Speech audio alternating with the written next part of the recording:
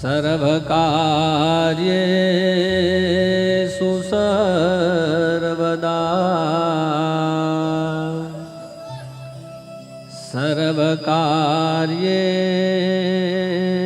सर्वकार्येषु सर्वदा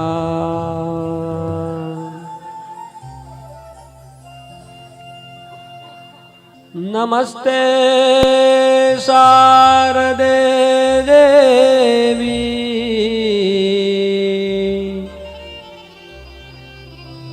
सरस्वती मति प्रदे वसत्वं मम जिह्वाग्रे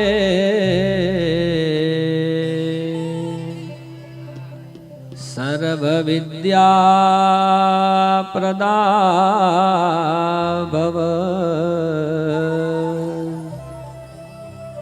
सर्वविद्या प्रदा भव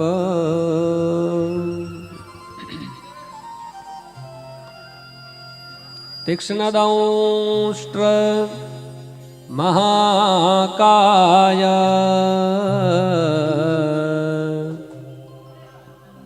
कल्पान्त दहनोपम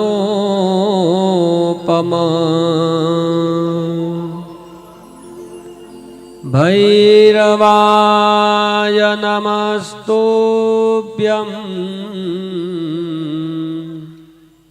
अनुगण्यां दातृमर्हसि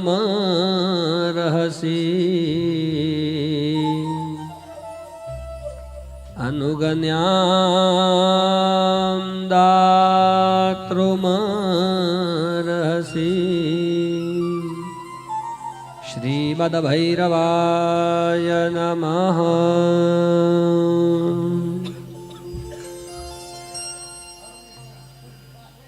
भगवान शंकराचार्य विरचित दिव्या प्रदान स्तोत्र थी माँ जगदम्बानी आराधना करिए। महाभाग शंकराचार्य जीए आ देवी अपराधनी क्षमा मागवा माटेનું સ્તોત્ર બનાવેલું છે। ગઈકાલે 5 અધ્યાય યુક્ત આપણે મહાત્મયની જે ચર્ચા કરી એ મહાત્મયના ઉદ્ગાતા એટલે કે મહાત્મયના કહેવાવાળા ભગવાન સ્કંદ પોતે એટલે કે કાર્તિકેયજી હતા। અને કાર્તિકેયજી એમ કહ્યું કે ભગવતી જગદંબાની જે સ્તુતિ છે, જે એના ગુણો છે, એને સંપૂર્ણ કહેવા માટે તો હું પણ સમર્થ નથી। હવે સ્કંદ એટલે કે કાર્તિકેય પોતે જો એમ કહેતા હોય કે માં જગદંબાની આરાધના, માં જગદંબાની જે સ્તુતિ છે એને કહેવા માટે હું સમર્થ નથી, તો આપણી તો ક્યાં વિસાત રહે। એટલે માના ચરિત્રને ઉજાગર કરતા પહેલા મહાભાગ શંકરાચાર્યજીએ જે સ્તોત્રની રચના કરી છે તેના દ્વારા માની ક્ષમા માગીએ। અધદેવ્યપરાધ ક્ષમાપન સ્તોત્રમ ન મંત્રોમ નો યંત્રમ તદપિ ચ ન જાને સ્તુતિમહો ન ચાહવાનમ ધ્યાનમ તદપિ ચ ન જાને સ્તુતિ કથા ન જાને મુદ્રાસ્તે તદપિ ચ ન જાને વિલપનમ परम जाने माता સ્વદાનુસરણં ક્લેશહરણં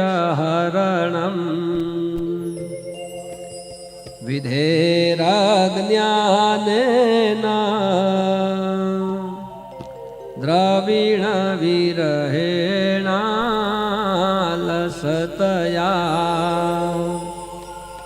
વિધેયા શક્ત્યત્વાત્ તવ ચરણયોર્યાચ્યુતિરભૂત તદેતત્ક્ષંતવ્યં जननी सकलोद्धारिणी शिवे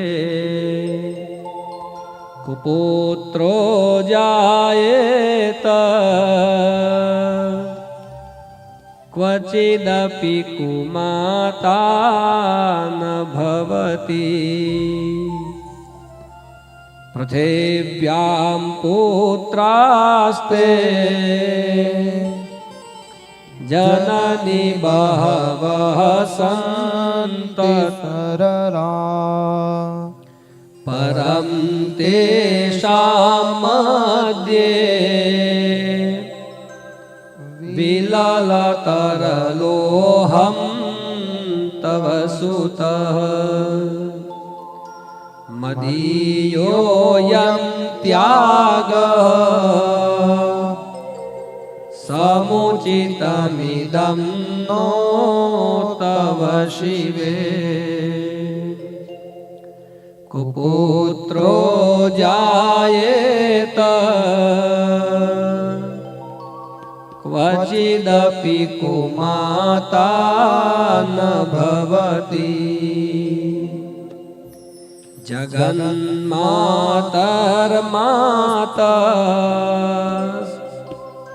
तव चरण सेवा न रचता नवादत्तं देवी द्रविणमपि भूयस्तव मया तथापि त्वं स्नेहं मयि निरूपं यत् प्रकृषे कुपुत्रो जायेत क्वचिदपि कुमाता न भवति परित्यक्ता देवा विविध विध सेवा कुलतया मया पञ्चाशीते रधिकमपनीते तु वयसि इदानीं चेन्मातस्तव यदि कृपानापि भविता निरालम्बो लम्बो दरजननिकं यामि शरणम् श्वपाको जल्पाको भवति मधुपाकोपमगिरा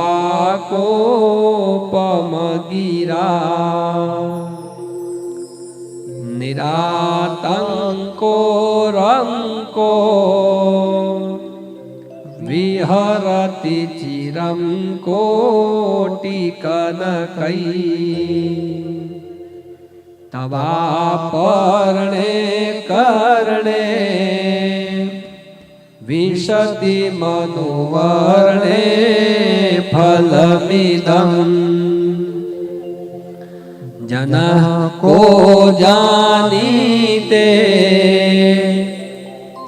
जननि जनियं मां जपविदो चिताभस्मालेपो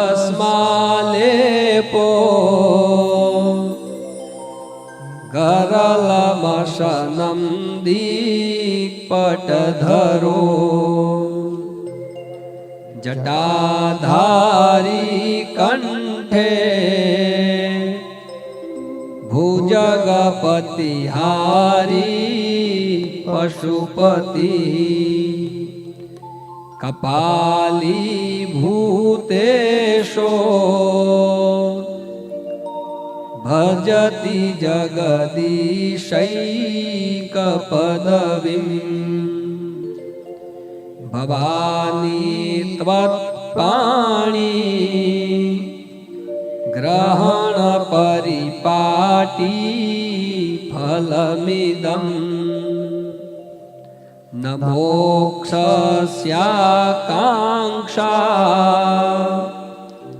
ભવ વિભવાંછપી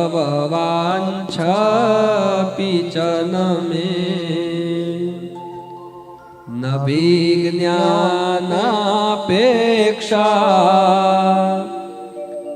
શશિમુખી સુખેચ્છાપી ન પુનઃ અતસ્ત્વાં સંયાચે જનની જનનમ યાતુ મમ વૈ મૃડાની રુદ્રાણી શિવ શિવ ભવાનીતિ જપત નરાધિતાસી વિધિના વિવિધોપચારૈ કિમ રોક્ષચિંતન પરૈર્ન કૃતં વચોભિઃ શ્યામે ત્વમેવ યદિ કિંચન મય્યનાથે દત્સે કૃપામુચિતમમ્બ પરમ તવૈવ આપત્સુમગના સ્મરણં ત્વદીયં કરોમિ દુર્ગે કરુણાર્વિવેશ નૈતશ્છટતવં મમ ભાવયેથા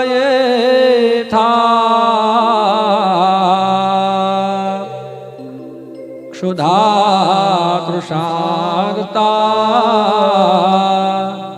જનનીં સ્મરન્તિ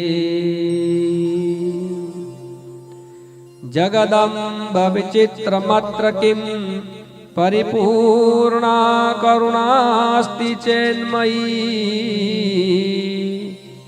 અપરાધ પરંપરા પરમ નહિ માતા સમુપેક્ષતે સુતમ મત્સમઃ પાતકી નાસ્તિ પાપગની ત્વત્સમાહિના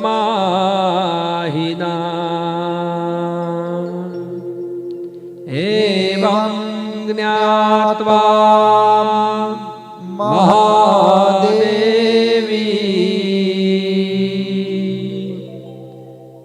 યથા યોગ્યં તથા કુરુ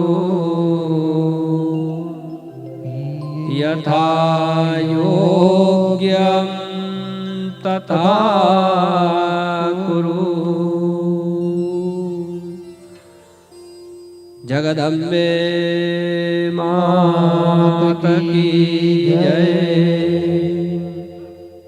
શ્રી મહાકાળી માત કી જય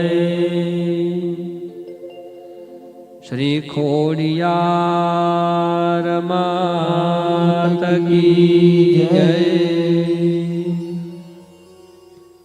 2 મિનિટ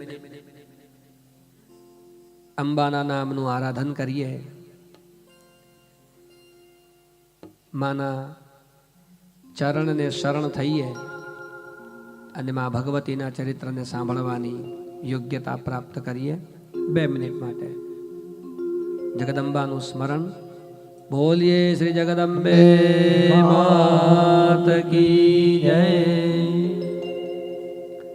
શ્રી અંબે શરણમ મમ, શ્રી અંબે શરણમ મમ, શ્રી અંબે શરણમ મમ, જય શ્રી અંબે શરણમ મમ. શ્રી અંબે શરણમ મમ, શ્રી અંબે શરણમ મમ, શ્રી અંબે શરણમ મમ, જય શ્રી અંબે શરણમ મમ. શ્રી અંબે શરણમ મમ, જય શ્રી અંબે શરણમ મમ, શ્રી અંબે શરણમ મમ, જય શ્રી અંબે શરણમ મમ. શ્રી અંબે શરણમ મમ, શ્રી અંબે શરણમ મમ, શ્રી અંબે શરણમ મમ, જય શ્રી અંબે શરણમ મમ. શ્રી અંબે શરણમ મમ, જય શ્રી અંબે શરણમ મમ. શ્રી અંબે શરણમ મમ, જય શ્રી અંબે શરણમ મમ. શ્રી અંબે શરણમ મમ, જય શ્રી અંબે શરણમ મમ. શ્રી અંબે શરણમ મમ, જય શ્રી અંબે શરણમ મમ. શ્રી અંબે શરણમ મમ, જય શ્રી અંબે શરણમ મમ. શ્રી અંબે શરણમ મમ, જય શ્રી અંબે શરણમ મમ. શ્રી અંબે શરણમ મમ, શ્રી અંબે શરણમ મમ, શ્રી અંબે શરણમ મમ, જય શ્રી અંબે શરણમ મમ. તાળીનો અવાજ નથી આવતો. આટલા વહેલા તો આપણે ઊંઘતા પણ નથી કે પછી કથામાં બેઠા એટલે આવી ગઈ.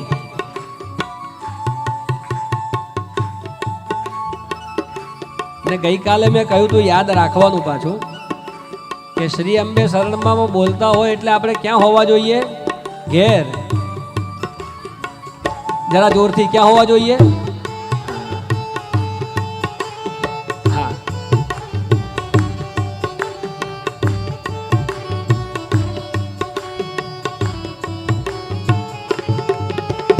મહાકાલી શરણમ મમ, જય મહાકાલી શરણમ મમ.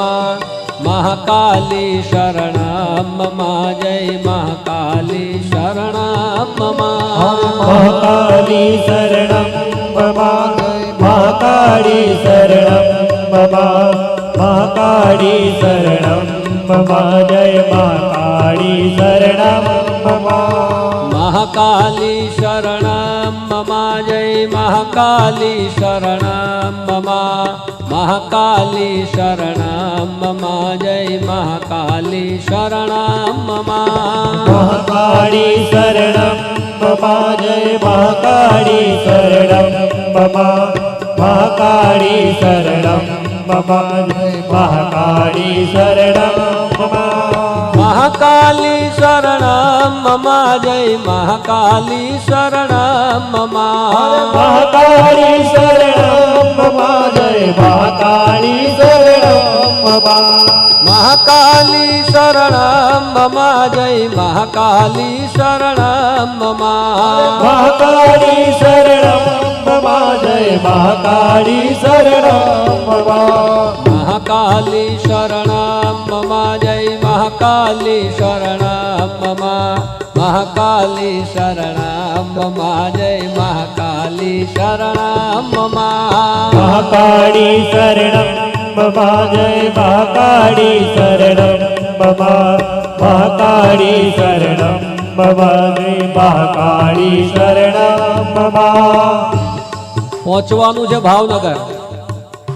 કોને બોલાવાના છે? કોને? માં ખોડિયારને. ભાવનગરથી તાતણિયા ધરાથી માં ખોડલ અહીંયા વિદ્યમાન છે. માં મહાકાલીને યાદ કર્યા, જગદંબાને યાદ કર્યા છે. જરા સહેજ અવાજ વધે. જય હો. શ્રી ખોડલ શરણમ મમા જય શ્રી ખોડલ શરણમ મમા શ્રી ખોડલ શરણમ મમા જય શ્રી ખોડલ શરણમ મમા શ્રી ખોડલ શરણમ મમા જય શ્રી ખોડલ શરણમ મમા શ્રી ખોડલ શરણમ મમા જય શ્રી ખોડલ શરણમ મમા શ્રી ખોડલ શરણમ મમા જય શ્રી ખોડલ શરણમ મમા શ્રી ખોડલ શરણમ મમા જય શ્રી ખોડલ શરણમ મમા શ્રી ખોડલ શરણમ મમા શ્રી ખોડલ શરણમ મમા શ્રી ખોડલ શરણમ મમા શ્રી ખોડલ શરણમ મમા શ્રી અંબે શરણમ મમા જય શ્રી અંબે શરણમ મમા જય શ્રી અંબે શરણમ મમા જય શ્રી અંબે શરણમ મમા શ્રી અંબે શરણમ મમા જય શ્રી અંબે શરણમ મમા શ્રી અંબે શરણમ મમા જય શ્રી અંબે શરણમ મમા શ્રી અંબે શરણમ મમા જય શ્રી અંબે શરણમ મમા શ્રી અંબે શરણમ મમા શ્રી અંબે શરણમ મમા શ્રી અંબે શરણમ મમા જય શ્રી અંબે શરણમ મમા શ્રી અંબે શરણમ મમા શ્રી અંબે શરણમ મમા શ્રી અંબે શરણમ મમા શ્રી અંબે શરણમ મમા શ્રી અંબે શરણમ મમા જય શ્રી અંબે શરણમ મમા શ્રી અંબે શરણમ મમા શ્રી અંબે શરણમ મમા શ્રી અંબે શરણમ મમા શ્રી અંબે શરણમ મમા શ્રી અંબે શરણમ મમા જય શ્રી અંબે શરણમ મમા જય શ્રી અંબે શરણમ મમા જય શ્રી અંબે શરણમ મમા શ્રી અંબે શરણમ મમા શ્રી અંબે શરણમ મમા શ્રી અંબે શરણમ મમા શ્રી અંબે શરણમ મમા મહાકાલી શરણમ મમા જય મહાકાલી શરણમ મમા મહાકાલી શરણમ મમા જય મહાકાલી શરણમ મમા મહાકાળી શરણમ મમા મહાકાળી શરણમ મમા મહાકાળી શરણમ મમા મહાકાળી શરણમ મમા મહાકાલી શરણમ મમા જય મહાકાલી શરણમ મમા મહાકાળી શરણમ મમા જય મહાકાળી શરણમ મમા હે મહાકાલી શરણમ મમા જય મહાકાલી શરણમ મમા મહાકાળી શરણમ મમા મહાકાળી શરણમ મમા મહાકાલી શરણમ મમા જય મહાકાલી શરણમ મમા મહાકાલી શરણમ મમા જય મહાકાલી શરણમ મમા મહાકાળી શરણમ મમા મહાકાળી શરણમ મમા મહાકાળી શરણમ મમા જય મહાકાળી શરણમ મમા શ્રી ખોડલ શરણમ મમા જય શ્રી ખોડલ શરણમ મમા શ્રી ખોડલ શરણમ મમા જય શ્રી ખોડલ શરણમ મમા શ્રી ખોડલ શરણમ મમા શ્રી ખોડલ શરણમ મમા શ્રી ખોડલ શરણમ મમા જય શ્રી ખોડલ શરણમ મમા શ્રી ખોડલ શરણમ મમા જય શ્રી ખોડલ શરણમ મમા શ્રી ખોડલ શરણમ મમા જય શ્રી ખોડલ શરણમ બોલો મમા શ્રી ખોડલ શરણમ મમા જય શ્રી ખોડલ શરણમ મમા શ્રી ખોડલ શરણમ મમા શ્રી ખોડલ શરણમ મમા શ્રી ખોડલ શરણમ મમા જય શ્રી ખોડલ શરણમ મમા જય શ્રી ખોડલ શરણમ મમા જય શ્રી ખોડલ શરણમ મમા શ્રી ખોડલ શરણમ મમા શ્રી ખોડલ શરણમ મમા શ્રી ખોડલ શરણમ મમા શ્રી ખોડલ શરણમ મા અયગિરી નંદિની નંદિત મેદિની વિશ્વ વિનોદિની નંદનુતે गिरिवर विंध्य शिरोधि निवासिनि विष्णु विलासिनि जिष्णनुते मां भगवती ऐषिते कंठकुटुम्बिनि भूरि कृते जय जय हे महिषासुरमर्दिनि रम्यक बलदिनि शैलसुते हरे अम्बा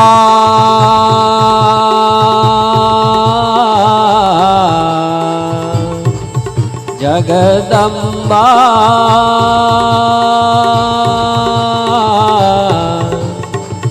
अम्बा जगदम्बा अम्बा जगदम्बा अम्बा जगदम्बा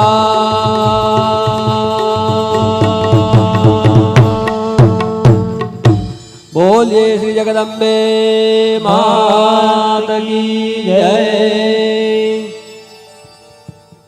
મહાત્મયના પ્રસંગને થોડો યાદ કરીને આજની આગળની કથામાં પ્રવેશ કરીએ.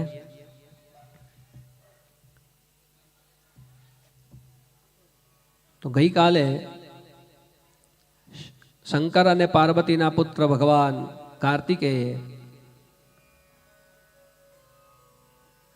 મહાત્મય વર્ણવ્યું અને એ મહાત્મયને આગળ વધારતા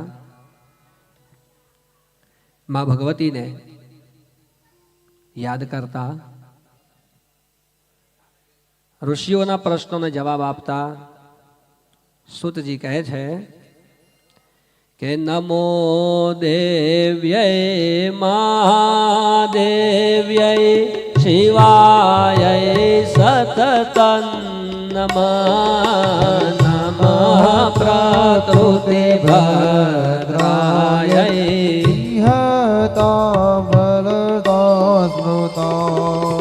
જયંતી મંગલા કાલી ભદ્રકાલી કપાલિની મૃગાક્ષમા શિવા ધાત્રી સ્વાહા સ્વધા નમોસ્તુતે. નમો દેવ્યય મહાદેવ્યય શિવાય સતતં નમઃ નમઃ પ્રકૃતિ ભદ્રાય. ઋષિઓના પ્રશ્નનો ઉત્તર આપતા સુતજી મહારાજે કહ્યું હતું કે અતેતિહાસમ મહા. આ હું તમને ઇતિહાસ કહી રહ્યો છું. ઇતિહાસ શબ્દનો અર્થ છે હિસ્ટ્રી. ઘણા લોકો આપણા સ્તુતિને, આપણા છંદોને, આપણા પુરાણોને, આપણા વેદોને કાલ્પનિક ગણે છે. આ કાલ્પનિક નથી, આનું નામ છે પુરાણ ઇતિહાસમ. આ ઇતિહાસ છે. ઇતિહાસ શબ્દનો અર્થ એ છે કે જે પૂર્વે બનેલું છે તેને આપણે યાદ કરીએ તેને કહેવાય ઇતિહાસ. મેં ગઈકાલે પણ કહ્યું હતું કે ઇતિહાસ તો આપણે ભણેલા છે અને 16 વખત આપણા તીર્થક્ષેત્રોને લૂંટવામાં આવેલા છે. પણ આપણો ભારત વર્ષનો એક પણ ઇતિહાસ એવો નથી કે ભારત વર્ષના કોઈ રાજાએ કે ભારત વર્ષની કોઈ પ્રજાએ કોઈ તીર્થસ્થાનને કોઈ લૂંટ્યું હોય. અતેતિહાસમ અથેતિહાસ ચિન્મયમ શૃણુદ્વમ મુનિસત્તમાઃ દેવી ભાગવતાખ્યાસ મહાત્મં યત્ર ગીયતે.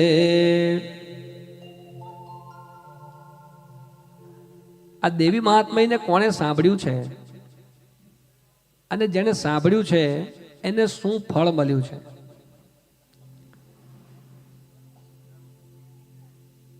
તો લોપામુદ્રાના જે પતિ છે, જેને અગત્ય ઋષિ એમ નામ આપેલું છે, એ અગત્યજીએ કાર્તિકેયને પ્રશ્ન પૂછ્યો, આ ઇતિહાસ મારે સાંભળવો છે. અને કુમાર કાર્તિકેય એમ કે હું આ ઇતિહાસને સંપૂર્ણ વર્ણવી શકું એમ નથી, કારણ કે આ ઇતિહાસ તો અતિશય દિવ્ય છે અને અતિશય મોટો છે. કારણ શું છે કે કોઈ પણ દૈવી તત્વને, કોઈ પણ દેવી પુરુષને કે કોઈ પણ જીવને પૃથ્વી પર આવવા માટે, એના માટે કોઈ એક માતા અને પિતાની જરૂર તો પડશે ને પડશે જ. શ્રીમદ ભગવદ્ ગીતાના 15મા અધ્યાયનો પહેલો શ્લોક ભગવાન એમ કહે કે મારું જે વૃક્ષ છે તે ઊંધું છે. ઉર્ધ્વ મૂલમદ શાખઃ. તમારા ઘરે વૃક્ષ વાવો તો એ વૃક્ષના મૂળ ક્યાં હોય? તો કે જમીનમાં હોય. આ ઇંગ્લિશ મીડિયમ ભણેલા હોય ને એને મૂળમાં ખબર ના પડે, રૂટ્સ.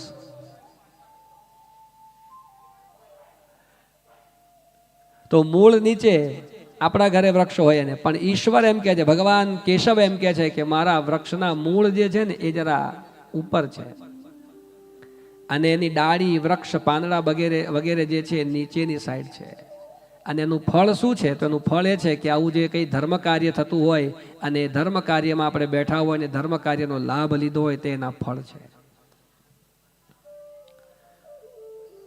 તો આ દેવી ભાગવતનું મૂળ તો ઘણું ઊંડું છે, કારણ કે કેશવને આવવા માટે પણ માતા પિતાની જરૂર પડી, રામચંદ્રને આવવા માટે પણ માતા પિતાની જરૂર પડી. જેટલા પણ દૈવી પુરુષો છે એને આવવા માટે માતા અને પિતાની જરૂર પડી છે. તો કાર્તિકેય પોતાની અસમર્થતા વ્યક્ત કરી કે હું પૂરેપૂરું તો નહીં કહી શકું, પણ જેટલું મને ફાવે અને જેટલું હું કહી શકું તે ઇતિહાસ હું તમને કહું. અને જગદંબા સચ્ચિન્મયા છે. સચ્ચિન્મયા તો છે જ, સાથે સાથે ભોગ અને મોક્ષ બંનેને સુલભ બનાવે છે. અને તેઓ પાછા કેવા છે તો કે સાક્ષાત છે. આપણે રોજ માતાજીની સ્તુતિ કરીએ છીએ ને કે વિશ્વંભરી અખિલ વિશ્વતણી જનેતા વિદ્યાધરી વદનમાં વસજો વિધાતા દુરબુદ્ધિને દૂર કરી સદબુદ્ધિ આપો મામ પાહિયો ભગવતી ભવ દુઃખ કાપો. અને એ જ સ્તુતિની અંદર ભટ્ટ વલ્લભ લખે છે કે બ્રહ્માંડમાં અણુ અણુ મહિવાસ તારો. એ સાક્ષાત છે. બ્રહ્માંડના અણુએ અણુની અંદર એ વ્યાપ્ત છે. કઈ શક્તિ વ્યાપ્ત છે તો કે જીવમાંથી જીવ ઉત્પન્ન કરવાની જે શક્તિ છે ને તે. તમારા ઘરની અંદર એક કુંડું લઈ લો, કુંડાની અંદર માટી ભરીને એની અંદર તુલસીના બીજ વાવી દો અને બીજ ઉગે તો તમે શું સમજશો કે એ સચેત છે, ચેતન છે ને વૃદ્ધિ કરશે, એવું વિજ્ઞાન કહે છે, as according to a science.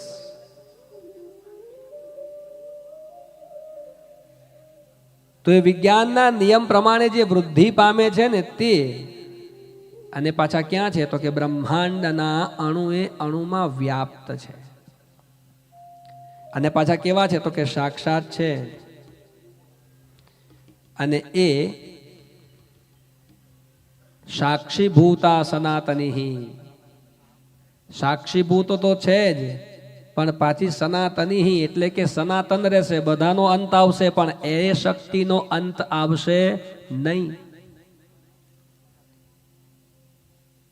Shrimad દેવી ભાગવતનો પ્રથમ શ્લોક આપણે લઈશું ત્યારે હું તમને એની વ્યાખ્યા આપીશ. ઋષિઓએ દેવીને એમ કહ્યું કે તમે સૃષ્ટિની ઉત્પત્તિનું કારક છો. દેવીને એમ કહ્યું કે સૃષ્ટિની ઉત્પત્તિ, લય, સ્થિતિ અને પુનઃ ઉત્પત્તિ આ બધું તમારી પાસે છે. તો આપણે શાસ્ત્રમાં એવું સમજીએ છીએ કે વિશ્વની ઉત્પત્તિ કોણ કરે છે તો કે બ્રહ્મા. અને દેવી ભાગવત એમ કહે છે કે તમે સૃષ્ટિની ઉત્પત્તિના કારક છો. તો આપણે સમજવું શું, માતાજી સૃષ્ટિ ઉત્પન્ન કરે છે કે બ્રહ્માજી કરે છે?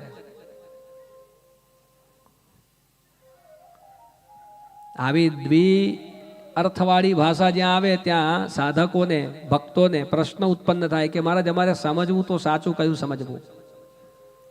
અને આ જે ભેદ રેખા છે એને છેદવા માટે જ કોઈ સંશય છેદતાની જરૂર પડે, જેને આપણે જ્ઞાની પુરુષ કહીએ, જેને આપણે વિજ્ઞાની કહીએ, જેને આપણે ગુરુ કહીએ. ગઈકાલે શ્રવણ કરાવતા પહેલા મેં ગુરુજીની પણ આરાધના તમારી પાસે કરાવી હતી. તો પુરાણ સંદર્ભમાં આપણે વાંચીએ છીએ શ્રીમદ ભાગવત આદિમાં કે બ્રહ્મા ઉત્પત્તિ કરે છે, પણ ધર્મશાસ્ત્ર એમ કહે છે કે બ્રહ્માને પણ ઉત્પન્ન કરવાની જે શક્તિ પ્રદાન કરવા વાળી છે તે કોણ છે તો કે યા દેવી સર્વભૂતેષુ શક્તિ રૂપેણ સંસ્થિતા નમસ્તસ્यै નમસ્તસ્यै નમસ્તસ્यै નમો નમઃ. બ્રહ્માને પણ વિશ્વ ઉત્પન્ન કરવાની શક્તિ આપે, અને જ્યારે એ જ વિશ્વ ઉત્પન્ન થઈ જાય ત્યારે એના પાલન માટે ભગવાન વિષ્ણુને પણ શક્તિ આપે અને જ્યારે એનો અંત આવે ત્યારે એના સંહાર માટેની સંહારિણી શક્તિ પણ માં જગદંબા શંકરને અર્પણ કરે. એટલે દેવી ભાગવતમાં એમ કહ્યું કે સૃષ્ટિની ઉત્પત્તિ, સ્થિતિ, લય અને વિનાશ આ બધું તમારે આધીન છે. એવી દેવીનું જે ચરિત્ર છે એનું નામ દેવી ભાગવત છે. અને દેવી ભાગવતનો આશ્રય આપણે કરી રહ્યા છે.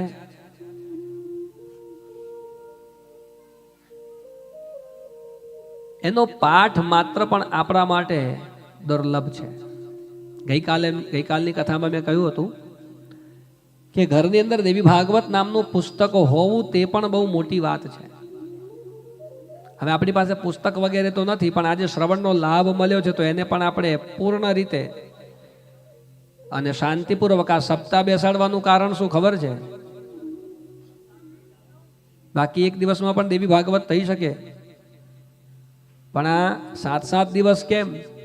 તો કે એક એક પ્રશ્નનો ઉત્તર મળતો જાય ને ત્યારે આગળ વધાય, તે સિવાય આગળ વધાય નહીં. બાકી આવી તો રોજ કથાઓ કરીએ તો મેળ પડે નહીં. એટલે જેટલા જેટલા પ્રશ્નોનો ઉત્પન્ન થયા હોય એનો ઉત્તર મળે ત્યારે ધીરે ધીરે આગળ વધાય. કારણ કે ઋષિઓ બધા પ્રશ્ન પૂછે તેને સૂતજી ઉત્તર આપે છે.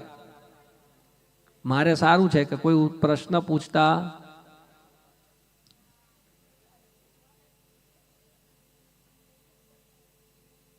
હું તમને છૂટ આપું છું. તમારે કઈ એવો પ્રશ્ન હોય તો કરવો પ્રેમથી. કાર્તિકેયજી કહે છે કે પૂર્વકાળની વાત છે અને પૂર્વકાળની અંદર શ્રાદ્ધદેવ જે પૃથ્વી પરના મનુ તરીકે રાજ્ય કરતા અને એ શ્રાદ્ધદેવ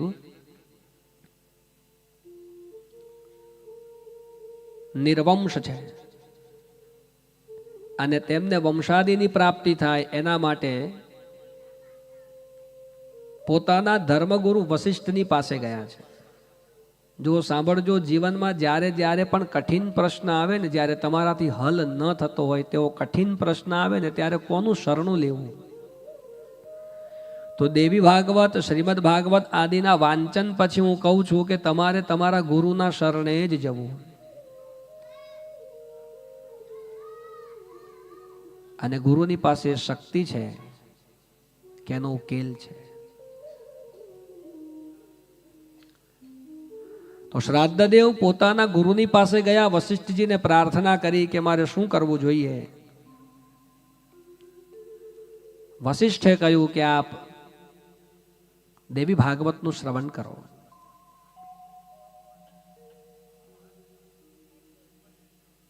અથવા પુત્ર કામેષ્ઠી યજ્ઞ કરો. આપ રામચરિત માનસથી પરિચિત હશો તો તમને ખબર પડશે કે પુત્ર કામેષ્ઠી યજ્ઞ રામચરિત માનસમાં પણ આવે છે. કોના દ્વારા સંપન્ન થયો છે? પુત્ર કામેષ્ઠી યજ્ઞ કોને કર્યો? દશરથ રાજાએ કર્યો. અને પુત્ર કામેષ્ઠી યજ્ઞ થકી ઉત્પન્ન થયા કોણ? તો કે શ્રી રામ પોતે અને 3 ભાઈ. તો અહીંયા પણ પુત્ર કામેષ્ઠી યજ્ઞની પ્રાર્થના વાત કરવામાં આવે છે. વશિષ્ઠજીએ કહ્યું કે આ પુત્ર કામેષ્ઠી યજ્ઞ કરો. શુભ મુહૂર્તની અંદર શ્રદ્ધાપૂર્વક પુત્ર કામેષ્ઠી યજ્ઞ સંપન્ન થયો છે. પુરોહિતોએ આહુતિ આપી છે. ભગવાન યજ્ઞ નારાયણ ઉત્પન્ન થયા છે અને યજ્ઞ નારાયણે વરદાન આપ્યું છે કે તમે જે હેતુથી યજ્ઞ કરી રહ્યા છો ને તે હેતુ તમારો સિદ્ધ થાય. યજ્ઞની પૂર્ણાહુતિ થઈ અને યજ્ઞની પૂર્ણાહુતિ પછી શ્રાદ્ધ દેવને ત્યાં એક દીકરીનો જન્મ થયો. હવે સાંભળજો, યજ્ઞ શા માટે કર્યો તો? પુત્ર પ્રાપ્તિ માટે કર્યો તો. અને એનું ફલ શું મળે છે? પુત્રી મળે છે. એટલે રાજાએ ફરી પાછા ગુરુનો આશ્રય લીધો કે આ પરિણામ વિપરીત કેમ આવ્યું? કાર્ય હતું પુત્ર પ્રાપ્તિનું અને પ્રાપ્ત શું થયું? તો કે પુત્રી થઈ. એટલે ગુરુજીએ ધ્યાનસ્થ થઈને જોયું તો ખબર પડી અને એમણે કહ્યું કે રાજન, તમારી જે પત્ની છે શ્રદ્ધા.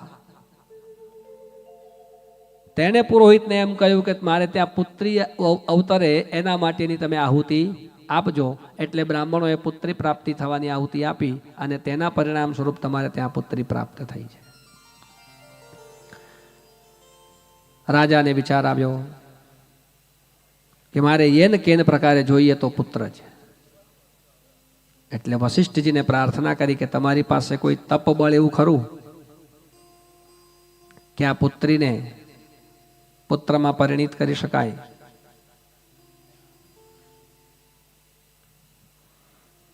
એટલે વશિષ્ઠજીએ ભગવાન મહાદેવજીનું સ્મરણ કર્યું. મહાદેવજીએ કહ્યું કે તમે પાર્વતીની પાસે જાઓ, માં જગદંબા ધારે તો થઈ શકે. કારણ કે ઉત્પિત કરવાની શક્તિ કોની છે? માતૃત્વની છે. અને માટે કરીને જગદંબાની સ્તુતિ કરી આરાધન કરવામાં આવ્યું. વશિષ્ઠજીએ પોતાનું તપબળ ઉમેર્યું અને તેને પુત્ર તરીકે સ્થાપિત કર્યો છે. અને પુત્ર તરીકે સ્થાપિત થયા પછી તે સુદ્યુમ્ન એવા નામથી વિખ્યાત છે. વશિષ્ઠજીની શક્તિઓ છે એની અંદર, માં પાર્વતીનો આશીર્વાદ છે, જગદંબાની અમોઘ શક્તિઓ છે. એટલે તે રાજા પણ કેવો છે તો કે જેમ સમુદ્રની અંદર બધી નદીઓ ભળી જાય તેમ એ રાજાની અંદર અલૌકિક સિદ્ધિઓ છે. પરમ પ્રતાપી રાજા છે. રાજાને ઈચ્છા થઈ કે શિકાર કરવા જઈએ. એટલે રાજા પોતાના સસૈન્ય સાથે દિવ્ય અશ્વ સાથે, જો આપણા ધર્મશાસ્ત્રો કેટલા ઊંડા છે, એ રાજા કેવા ઘોડાને લઈને શિકાર કરવા માટે ગયો તેનો પણ ઉલ્લેખ આપણા ધર્મશાસ્ત્રમાં થયો છે. સિંધ પ્રદેશની અંદર ઉછરેલા જે ઘોડા હોય તેવા દિવ્ય અશ્વને લઈને તે રાજા શિકાર કરવા માટે ગયો છે.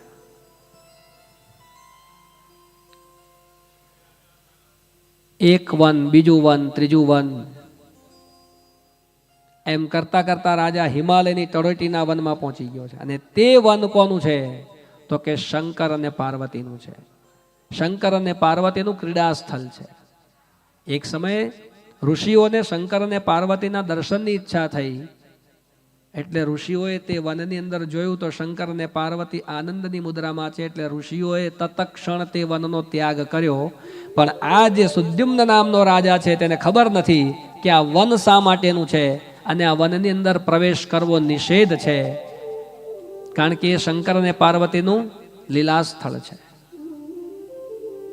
સુદ્યુમ્ન રાજા પોતાના સસૈન્ય સાથે એ વનની અંદર પ્રવેશ કરે છે. અને વનની અંદર એવો નિયમ ભગવાન શંકરનો છે કે વનની અંદર જે કોઈ પણ પર પુરુષ પ્રવેશ કરે તે તત્કાલ સ્ત્રી બને.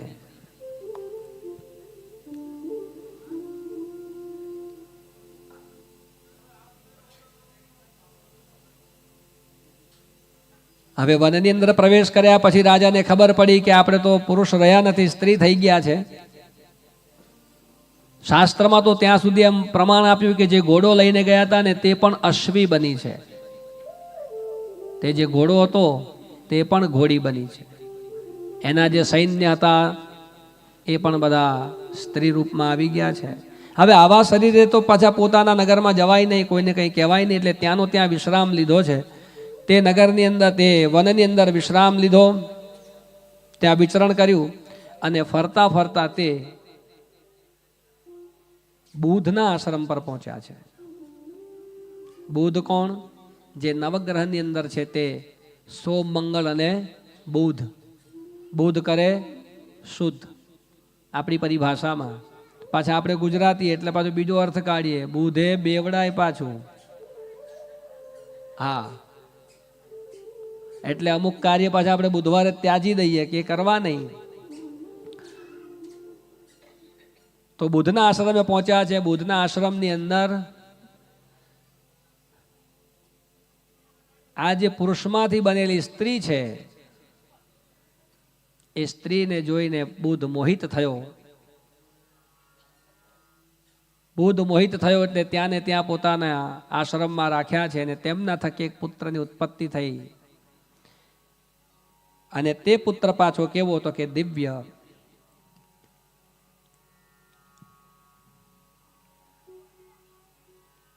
અને તે બંનેના યોગથી ઉત્પન્ન થયેલો પુરુરવા નામનો જે પુત્ર છે એ પુત્રની સાથે જે પૂર્વનો સુદ્યુમ્ન છે તે માતૃત્વ ધારણ કરીને રહેલો છે ને ઘણા સમય વ્યતીત થયા પછી તે સુદ્યુમ્નને પાછી પોતાની સુષુપ્ત જાગૃતિ પ્રાપ્ત થઈ કે હું તો રાજા હતો અને આવી રીતના વનમાં નીકળ્યો હતો અને વનમાં પ્રવેશ કરી ગયો અને વનમાં પ્રવેશ કર્યા પછી હું સ્ત્રી બની ગયો. મૂળ તો હું પુરુષ છું. ફરી પાછા તે વનનો ત્યાગ કરી અને ફરી પાછા તે વશિષ્ઠજીના પાસે ગયા છે અને વશિષ્ઠજીએ કહ્યું કે આપણે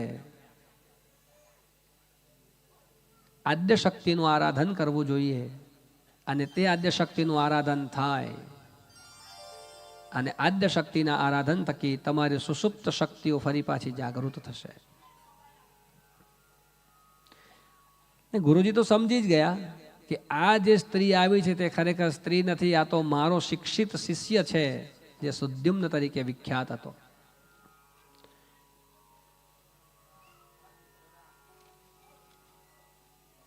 ભવાની શંકરની પાસે ગયા છે, કારણ કે કોના વનમાં જવાથી શ્રાપ લાગ્યો તો કે ભવાની અને શંકરના વનમાં જવાથી શ્રાપ લાગ્યો છે. માટે વશિષ્ઠજી એમ કહ્યું કે ભગવાન શંકરને જઈએ, મળીએ અને ભગવાન શંકરને પ્રાર્થના કરીએ કે અમારા જે સુદ્યુમ્ન રાજા છે જે સ્ત્રી તત્વને પ્રાપ્ત કરી ગયા છે અને પુનઃ પુરુષ તત્વની પ્રાપ્તિ થાય, પુરુષત્વની પ્રાપ્તિ થાય. વશિષ્ઠજીએ ભગવાન શંકરની આરાધના કરી છે. આપણે પણ ભગવાન શંકરની પાસે પહોંચીએ, સુષુપ્ત શક્તિઓને પ્રાપ્ત કરવાનો પ્રયાસ કરીએ. અહીંયા બેઠા બેઠા જ કૈલાસની અંદર વિદ્યમાન ભગવાન શંકરનું ધ્યાન ધરીએ, ભગવાન સાંબ સદાશિવના શરણે જઈએ. હરિ ઓમ નમઃ પાર્વતી પતયે હર હર મહાદેવ.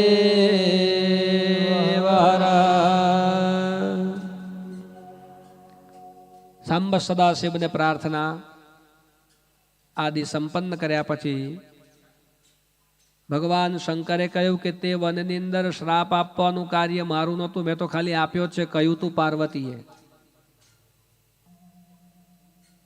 એટલે વનને મેં શ્રાપ આપ્યો હતો કે એની અંદર મારા સિવાય કોઈ પુરુષ પ્રવેશ કરે તો એ સ્ત્રી બને, એટલે પાર્વતીની પણ મારે આજ્ઞા લેવી પડે. કારણ કે લોક ખોલવો કે ના ખોલવો એ કોને પૂછવાનું? જેમ અમુક પ્રકારની ચાવીઓ તમારી પાસે જ હોય, આખું ઘર ઊંધું કરી દે તોય મળે, એને જ કહેવાય ને કે ઠેકાણે મૂકી. અને પછી ખરી જરૂર પડે તો એમને ના મળે.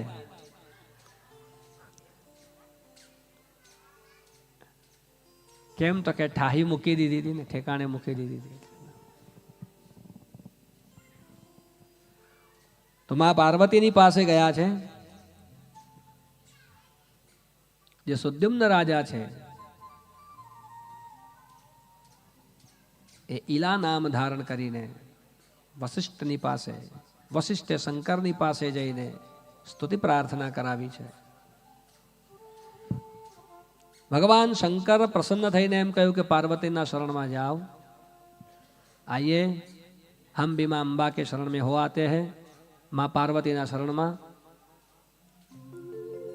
बोलिए श्री जगदम्बे मात की जय.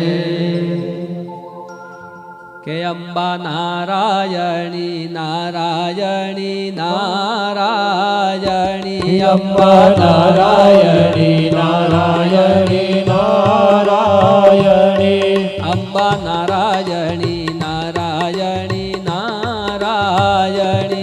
અંબા નારાયણી નારાયણી નારાયણી અંબા નારાયણી અંબા નારાયણી અંબા નારાયણી અંબા નારાયણી અંબા નારાયણી અંબા નારાયણી અંબા નારાયણી અંબા નારાયણી અંબા નારાયણી નારાયણી નારાયણી અંબા નારાયણી નારાયણી નારાયણી સતી નારાયણી નારાયણી નારાયણી સતી નારાયણી નારાયણી નારાયણી સતી નારાયણી સતી નારાયણી સતી નારાયણી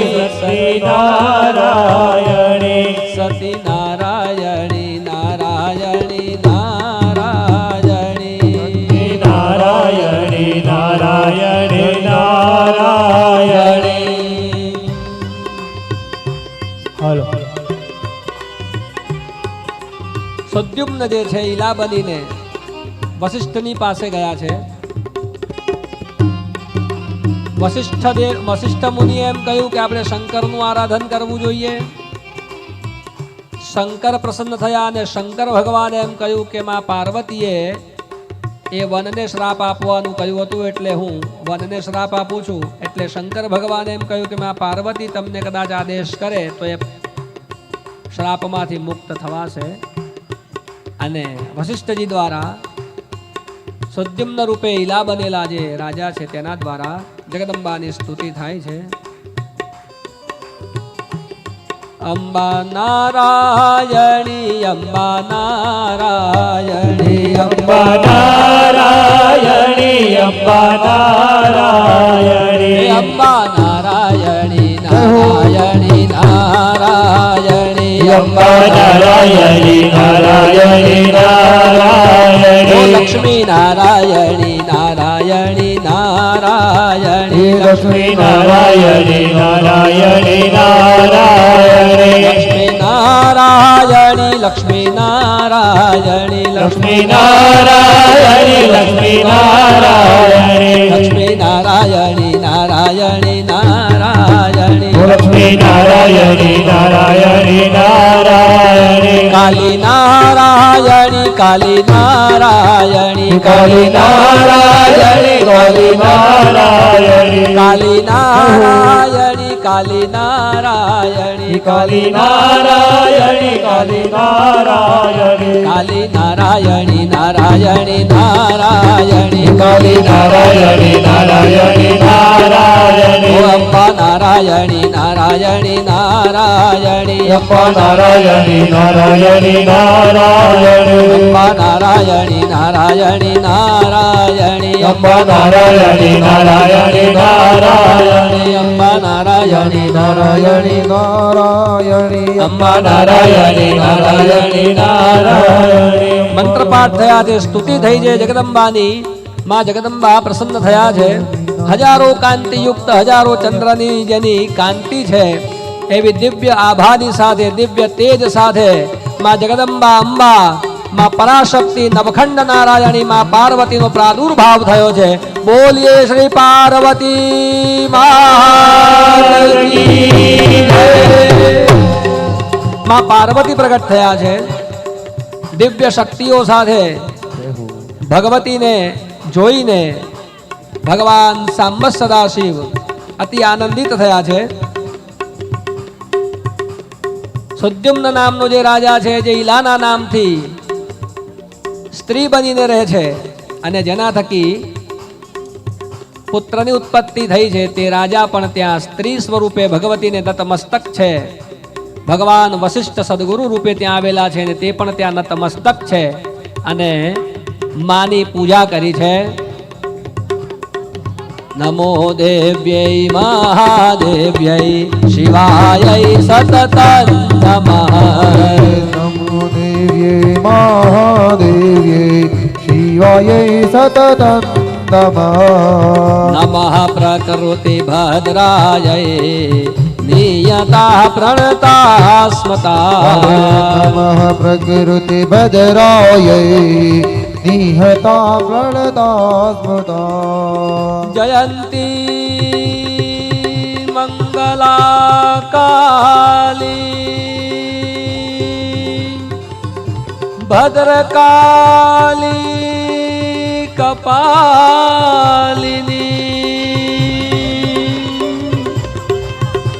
દુર્ગા ક્ષમા શિવા ધાત્રી સ્વાસ્વધા નમોસ્તુતે સ્વાસ્વધા નમોસ્તુતે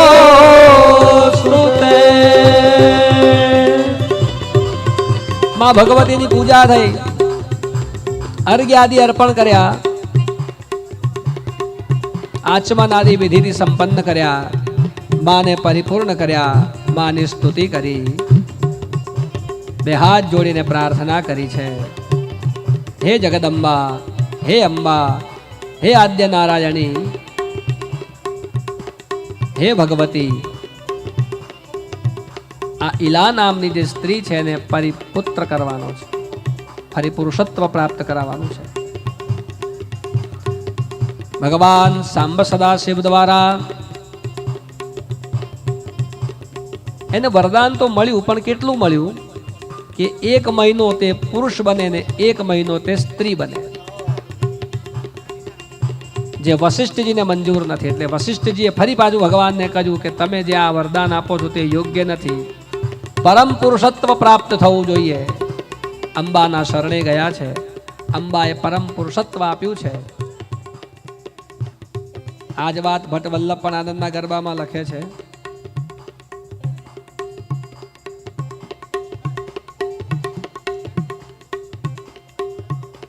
ભગવતીના ચરિત્રને ભટ્ટ વલ્લભે ખૂબ સારી રીતના ઉજાગર કરેલું છે.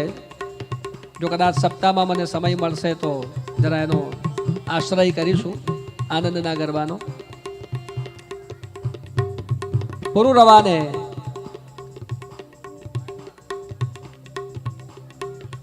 ભગવાન શંકર ને પાર્વતીએ ઈલાને આશીર્વાદ આપ્યા, પુનઃ પુરુષત્વ પ્રાપ્ત થયું છે.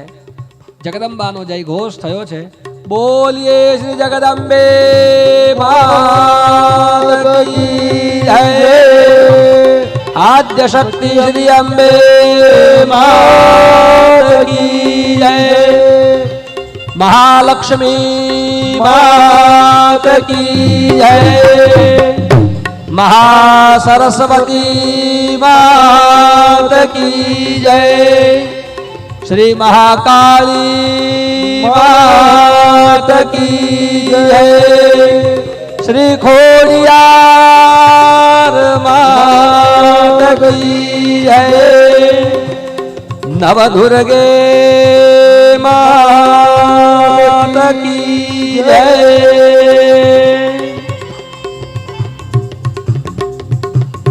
આખો જ પ્રસંગ ભગવાન કાર્તિકેય દ્વારા અગત્યજીને સંભળાવવામાં આવી રહ્યો છે. અહીંયા ઉપસ્થિત શક્તિના સ્વરૂપમાં જે દેવીઓ પ્રગટ થઈ છે એને પણ કોટી કોટી વંદન. માં ભગવતી એમને દિવ્ય શક્તિ આપે, અને આ કલિકાલની અંદર તો આવી દિવ્ય શક્તિ હોવી જરૂરી જ છે. અને માં ભવાની એમની સાથે રહે, જીવનના તમામ પ્રસંગે તે અડગ રહે, નિર્ભય રહે, સ્થિર રહે, પોતાના માતા પિતાનું નામ ઉજાગર કરે, પોતાના કુટુંબનું નામ ઉજાગર કરે. એવા દિવ્ય આશીર્વાદ આ વ્યાસપીઠ તરફથી આ બાલિકાઓને આપણે આપીએ છીએ. બોલીએ જગદંબે માત કી જય. આખો જ પ્રસંગ અતીવ આનંદપૂર્વક રાજા ફરી પાછા પુરુષોત્તમને પ્રાપ્ત કરીને ધન્ય બન્યા છે. આ મહાત્માયનો વિધિ છે. આ સાબિતી આપે છે કે દેવી ભાગવત જેને સાંભળ્યું છે, દેવી ભાગવતનું જેને પારાયણ કર્યું છે, તેને યેન કેન પ્રકારે યત કિંચિત શ્રદ્ધા પ્રમાણે કંઈક ને કંઈક તો મળ્યું જ છે. ને સ્વાભાવિક છે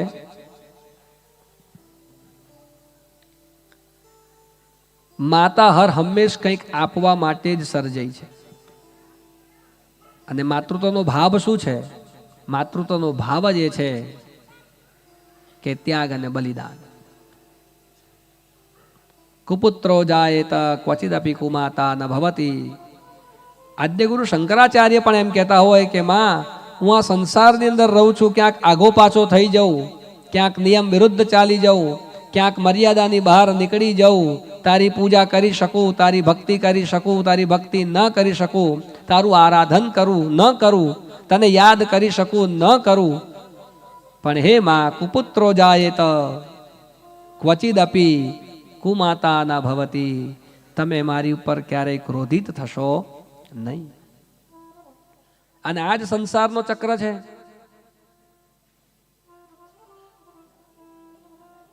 પિતા પુત્ર, માતા દીકરી, આ બધો સંસાર આપણો જે છે એની અંદર આપણું શું થઈ રહ્યું છે? તો આ શાસ્ત્રમાં લખેલી જે વાત છે તે જ.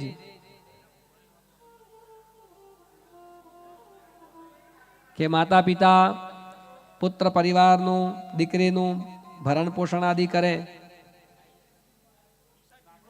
અને પછી તે જ દીકરા દીકરી જ્યારે જવાન થાય ત્યારે ફરી પાછા માતા પિતાને એમ કે તમને ખબર પડે, ગઈકાલે મેં કહ્યું હતું ને કેટલું કેટલું સાંભળવાનું.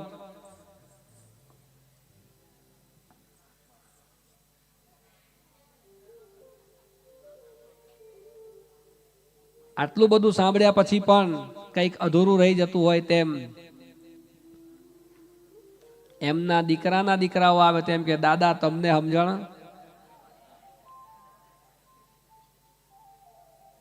દાદા કે મને સમજણ પડતી હોત તો આટલો બધો સંસાર લાંબો જ ના થયો હોત ને.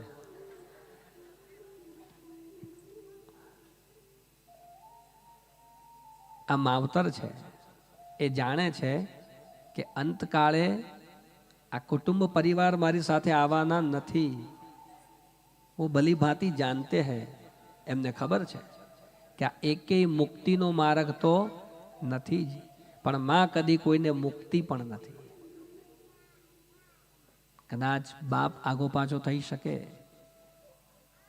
એટલે જ આપણા કવિઓએ એમ કહ્યું કે મરજો બાપ અને જીવજો માં. કારણ કે બાપની છત્રછાયામાં કદાચ પુત્ર દીકરી એ સુરક્ષિત રહે કે ન રહે, પણ માના આંચલમાં પૂરો પરિવાર સુરક્ષિત છે.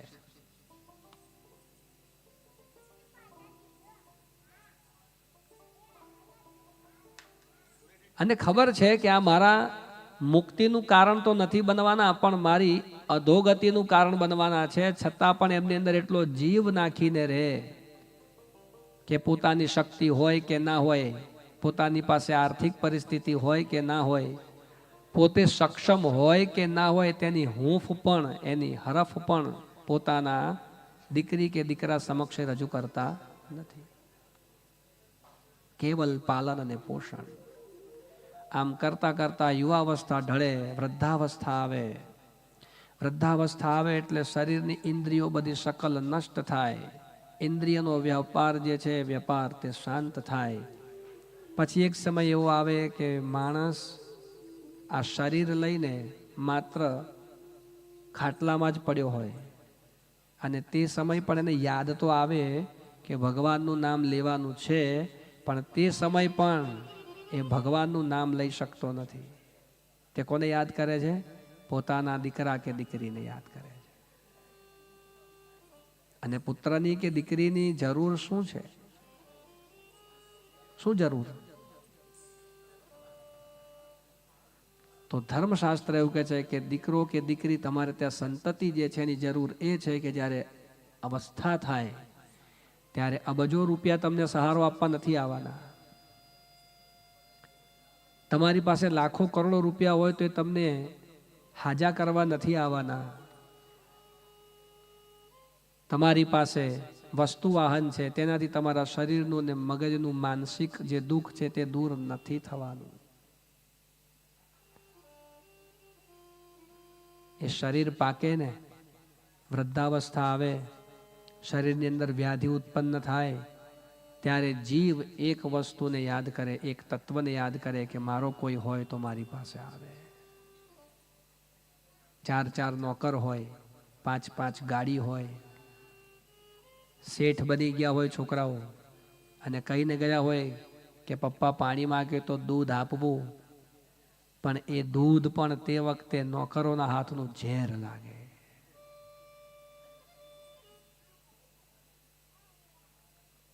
ખબર છે કે અંતકાળ છે, હરિસ્મરણ કરીશ તો છૂટીશ, પણ એ જીવ એવો છે કે હરિસ્મરણ નથી કરી શકતો.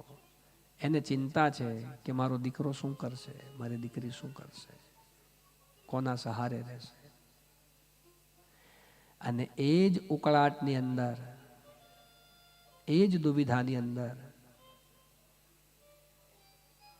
આખરે આ શરીરને છોડવું પડે છે.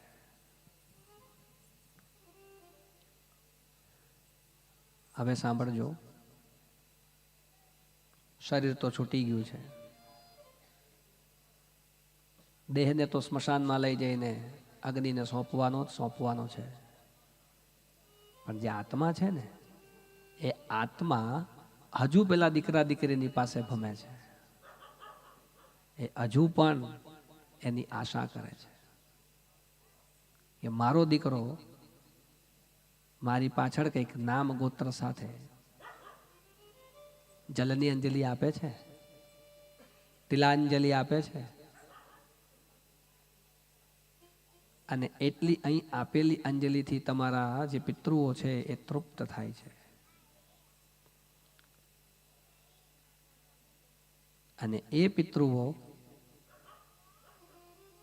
પાછા ઉપરથી આશીર્વાદ પણ આપે છે. હા, તો મહારાજ પિતૃઓના આશીર્વાદ મળે છે કે નહીં, એની સાબિતી શું? તો એની સાબિતી તમને એ આપું કે તમારા ત્યાં તમારા દીકરાના લગ્ન થાય અને પુત્રવધુ પરણીને ઘરે આવે, એ પુત્રવધુએ તમારા દાદા સસરાને જોયા નથી, તમારા સસરાને જોયા નથી, પણ છતાં એ પુત્રવધુને ત્યાં કોઈ પુત્ર કે પુત્રી જન્મે તો એ દાદા સસરા કે તમારા સસરાના ગુણ અથવા તો લક્ષણો લઈને જન્મે છે. કેમ? તો કે ઋણાનું બંધન જે બાકી છે ને એ પૂરું કરવા આવ્યા છે. અને આપણે કહીએ ખરા કે આ તો દાદા જ છે, ભલે ને બેબી હોય તો આપણે શું કહીએ? દાદા જ છે. અને આપણને ખબર છે કે આ એ જ છે. આ માવતરને ખબર છે કે આ મારા મુક્તિનું કારણ બનવાના નથી, પણ અંતકાળ આવી ગયો હોવા છતાંય ભગવાનનું નામ સ્મરણ નહીં કરે. એ પોતપોતાના સ્ત્રી પુત્રોને, દીકરીને યાદ કરશે. આ કરુણા અવતાર છે. અને આ જે કરુણા છે ને તે કરુણા સ્ત્રીઓની અંદર છે. અને તે સ્ત્રી તત્વ એટલે કોણ? પરા અંબા શક્તિ, માં ભગવતી છે. અને એ ભગવતીએ વશિષ્ઠના અનુરોધથી શિવ અને શક્તિએ આશીર્વાદ આપ્યા છે.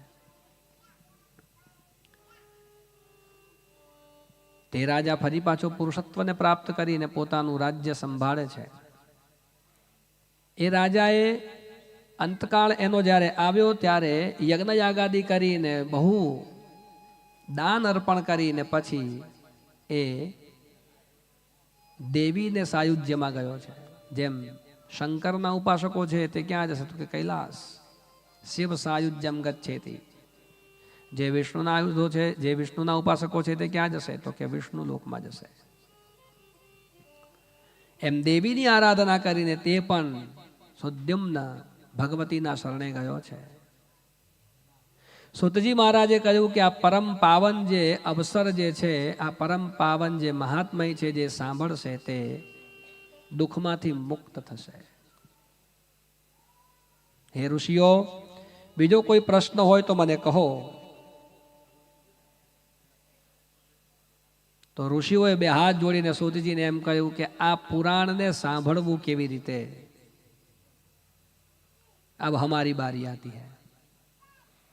શ્રોતાઓના લક્ષણ શું છે? પુરાણને કેમ કરીને સાંભળવાનું છે?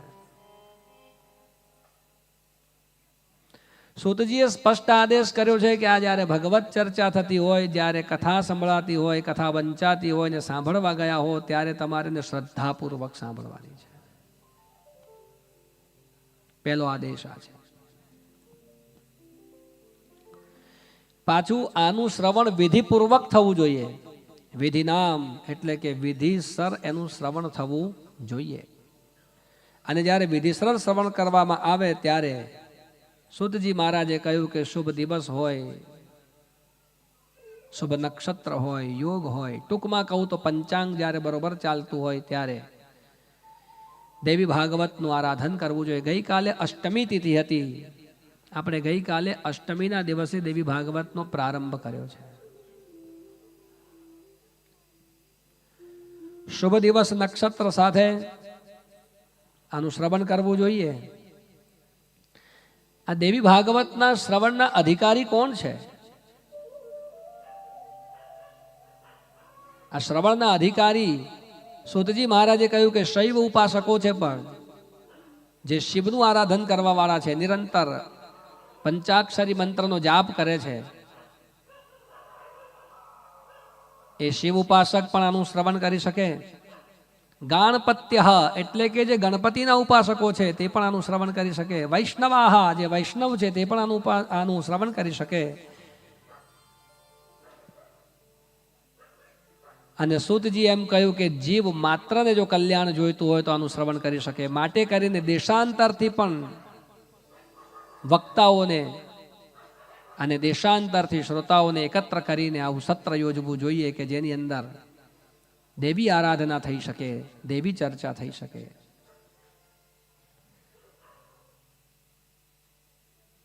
સુતજી મહારાજે કહ્યું કે આ શ્રવણ ફલ બહુ સહજ છે. એને યત્ન કરીને પ્રાપ્ત કરવાની જરૂર નથી, એ સહજ પ્રાપ્ત થશે.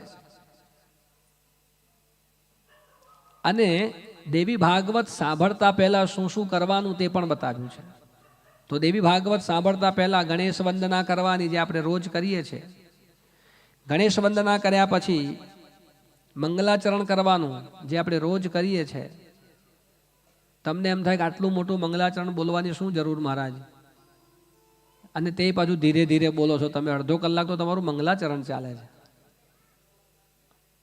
लेकिन ये लिखा है, ग्रंथ में लिखा है, मंगलाचरण तो करना पड़ेगा. और वो भी कैसे? स्पष्ट उच्चार के साथ. हालांकि उसमें भी हमारी क्षति रह जाती है क्योंकि हम मनुष्य है. तो मंगलाचरण करवानुं छे અને સર્ગબદ્ધ પુરાણના લક્ષણોને યાદ રાખીને. આ પુરાણ એટલે કઈ ટાઈમ પાસ કરવા માટે લખેલી વસ્તુ નથી. It's not a one kind of the story. એવું કોઈના મગજમાં હોય તો કાઢી નાખવું. It's a history.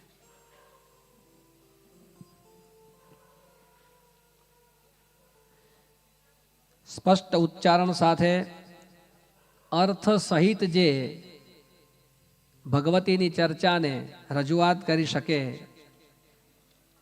અને પાછા કેવા તો કે શ્રોતાઓના મનમાં ઉદ્ભવતા જે પ્રશ્નો છે એનો બરોબર જવાબ આપી શકે એવા શુદ્ધ, શાંતચિત્ત, ઉદ્વિગ્નતા રહિત, નિર્લોભી, લંપટ આદિ તત્વથી દૂર રહેવા વાળા જે વક્તા છે એવા વક્તાની પાસે શ્રીમદ દેવી ભાગવતનું અર્ચન કરવું, પૂજન કરવું અને શ્રવણ કરવું.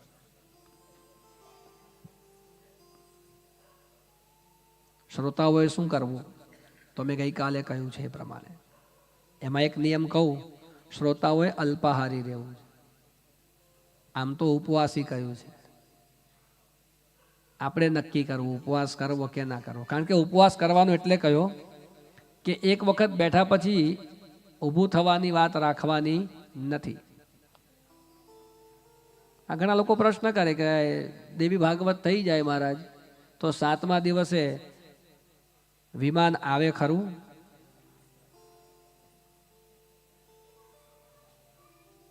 અને આટલા બધા ભેગા થઈને કોને બેહાડ દે ખબર છે વિમાનમાં?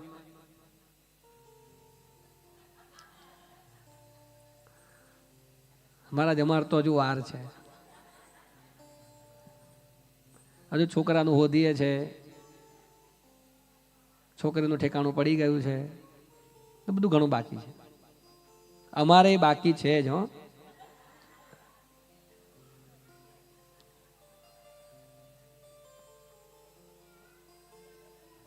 તો પરીક્ષિત આદિ જ્યારે શ્રવણ કર્યું, જન્મેજય પરીક્ષિત રાજાએ શ્રવણ કર્યું ત્યારે વિમાન આવ્યું. કેમ આવ્યું? કે પરીક્ષિત રાજાએ 7 દિવસ નિદ્રાનો ત્યાગ કર્યો. આપણે તો કથામાં જ આવી જાય મહારાજ,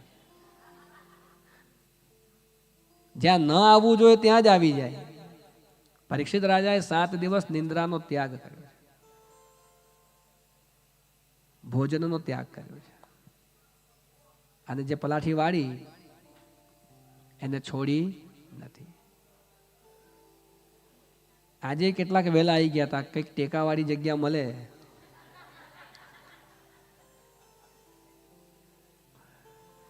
મેં કહ્યું છે કે ટેકો કોને દેવાનો છે? જેનું શરીર વૃદ્ધાવસ્થાને પ્રાપ્ત કરી ગયું છે તે ટેકો દઈ શકે છે. ધર્મશાસ્ત્રએ 3 જણને 3 અવસ્થાવાળાને છૂટ આપી. શાસ્ત્રનો નિયમ ભંગ થાય તો એનો દોષ લાગતો નથી એવી 3 અવસ્થા બતાવી. એક તો બાલ્યાવસ્થા, જે બાળક બુદ્ધિના છે તે. પછી 26 વર્ષે બાળક બુદ્ધિના રહેતા હોય તો દવાખાને જવું પડે, બતાવો કે આને શું તકલીફ છે.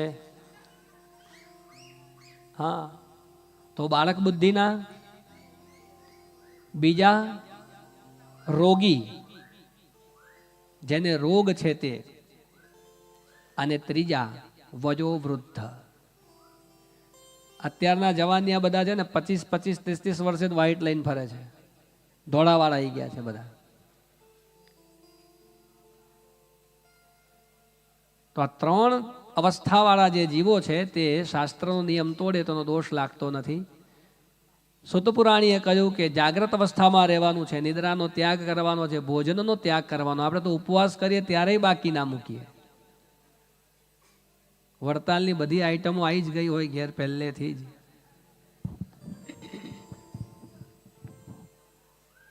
અને સાચું કહું તો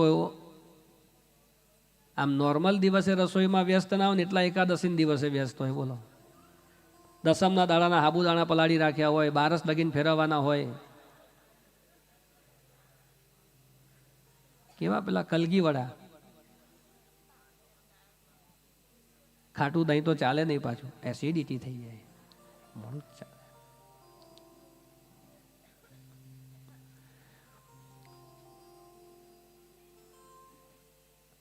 આયુર્વેદિક નિયમ પ્રમાણે જોઈએ તો પણ અને મેડિકલ સાયન્સ પ્રમાણે જોઈએ ને તો પણ,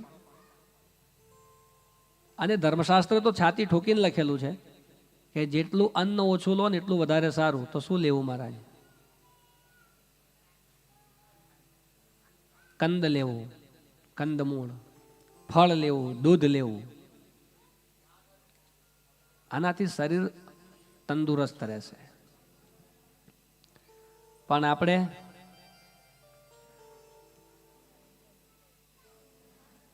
અમેરિકા વાળા નહીં ખાતા હોય એટલા હોટ ડોગ આપણે ખાઈ જતા. એ લોકોએ છોડવા માંડ્યા બિચારા, કંટાળ્યા, અને આપણે તો હવે છોડતા જ નથી. તો સમ્યક આહાર, નિદ્રાનો ત્યાગ, એકાસન અને જાગ્રત અવસ્થામાં કથાનું શ્રવણ થાય તો શુદ્ધજી એમ કહે કે જગદંબા આવીને તમારું કાર્ય સિદ્ધ કરે, એમાં સંશય નથી. આવી રીતે પારાયણ પૂર્ણ થાય ત્યારે પાછું પૂર્ણાહુતિની વિધિ પણ બતાવી. પૂર્ણાહુતિની વિધિ એમ બતાવી કે વક્તાનું પૂજન કરવું, આ મારી વાત છે, જરા ધ્યાનથી સાંભળજો. હું 7મા દિવસે તમારી આગળ હાથ લાંબો કરવાનો છું. કઈ ગયું આપણું મંડળ? હા છે ને તો એમને એમ કે મહારાજને વ્યાસપીઠ આપી દીધી, હવે આપણે ફ્રી. પણ 7મા દિવસે મારો વારો છે. આ દેખે જરા કિસમે કિતના હૈ. હું હાથ લાંબો કરીશ તો ખરો. હમ ભી દેખતે રજપૂત વાડે में कितना दम है. તો વક્તાનું પૂજન કરવાનું, વસ્ત્રાલંકાર આપવાના છે. 85,000 ભાવ છે. વસ્ત્રાલંકાર એટલે ધોતી જબ્બો અને એકાદ 1.5-2 તોલાની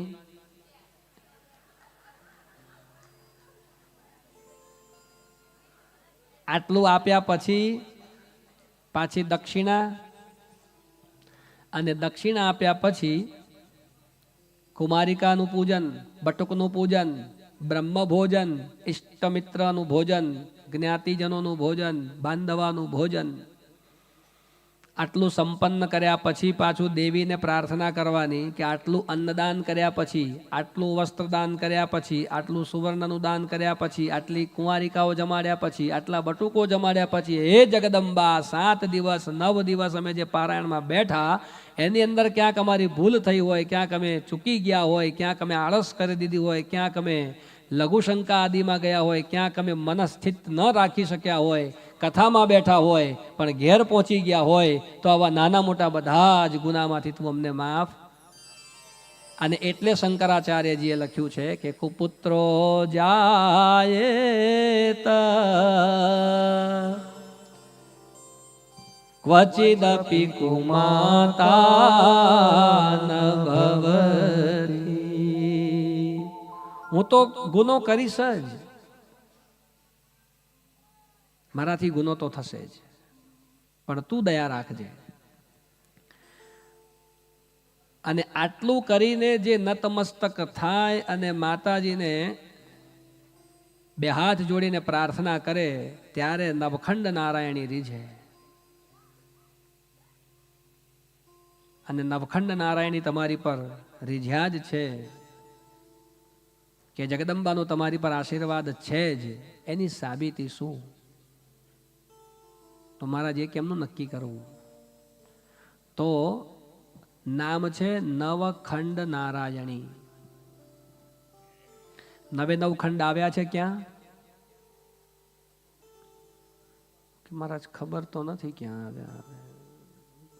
અને કાલે કહ્યું હોત તો ગૂગલમાં પૂછીને આવે. નવખંડ ક્યાં આવ્યા? નવખંડ પૃથ્વી પર છે. નવખંડ નારાયણી છે. ખંડ શબ્દનો અર્થ છે ધરા, પૃથ્વી. પૃથ્વીના 9 ખંડ છે. એ 9 ખંડોની અધિપતિ પોતે પૃથ્વી છે. અને એ પૃથ્વીને વરાહ રૂપે ભગવાન વિષ્ણુ ઉદ્ઘૃત કરી લાવ્યા. ભગવાન વિષ્ણુ એને જલમાંથી બહાર લાવ્યા, એને તારી છે. એટલે પૃથ્વી ભગવાન નારાયણની દાસી છે. એટલે આપણે સવારે ઉઠતા પહેલા ભગવાનના પૃથ્વી માતાને પગ દઈએ ને ત્યારે બોલતા હોઈએ છીએ, વિષ્ણુ પત્ની નમસ્તુભ્યમ પાદસ્પર્શમ ક્ષમસ્વ મે. હે વિષ્ણુ પત્ની, અમે તારી પર પગ મૂકીએ છીએ, ક્ષમા કરજો. પાદસ્પર્શમ ક્ષમસ્વ મે. એ નવખંડ નારાયણના આશીર્વાદ તમારી ઉપર છે. એની સાબિતી એ કે તમે વિશ્વમાં ગમે ત્યાં પગ મૂકો, તમારો જય થાય, તમારો વિજય જ થાય. તમને હરાવવા વાળા કોઈ તમારી સામે આવી શકતા નથી. તમે જ્યાં જાઓ ત્યાં વિજય થાય. બાકી અમેરિકામાંથી લોકો પાછા આવેલા છે. ટિકિટના પૈસા કોકે આપ્યા, ભાઈ ઘેર ખંભાત પહોંચી જાય ધીરે રહી, અજવાળે. અને બાકી એવાય દાખલા છે કે પોતાના ગજવામાં 1 રૂપિયો ના હોય, આજે ખાધું તો કાલે શું ખાવાનું હોય તેના ઠેકાણા ના હોય, અને છતાંય જગદંબા સાથ આપે ને જ્યાં પગ મૂકે, જ્યાં જાય ત્યાં વિજય થાય. એવા પણ દાખલા મોજૂદ છે. તો તમારી પર નવખંડ નારાયણીની કૃપા હોય, માં આદ્યશક્તિની કૃપા હોય, તો તમે જ્યાં પગ મૂકો ત્યાં વિજય તમારી સાથે રહેશે. હવે આપણે સાંભળી રહ્યા છે પુરાણને, દેવી પુરાણ આજે ખંભાતની અંદર ચાલી રહ્યું છે. તો પુરાણની અંદર એવી કેટલી વસ્તુઓ હોય તો એ પુરાણ કહેવાય. પુરાણ શબ્દનો અર્થ શું છે? પુરા તે ઇતિહાસમ, પૂર્વકાળની અંદર જે બનેલા વૃત્તાંતો છે, ઇતિહાસો છે, તેને સાચવીને રાખેલા છે, એનું નામ છે પુરાણ ઇતિહાસમ. આપને જાણીને આશ્ચર્ય થશે કે આ પુરાણોને, આ વેદોને આપણે જેટલા ઉપયોગમાં નથી લેતા ને એટલા તો વૈજ્ઞાનિકો લઈ રહ્યા છે. અને એમના સંશોધનમાં જ્યાં અટકે છે ને ત્યાંથી એમને જવાબ મળતા હોય તો તેનું નામ છે પુરાણો અને વેદો.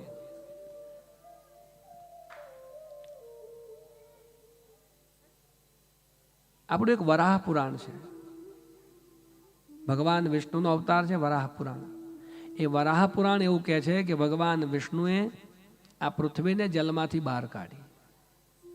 આ પ્રશ્ન મને કોડીનારની કથામાં પૂછવામાં આવેલો.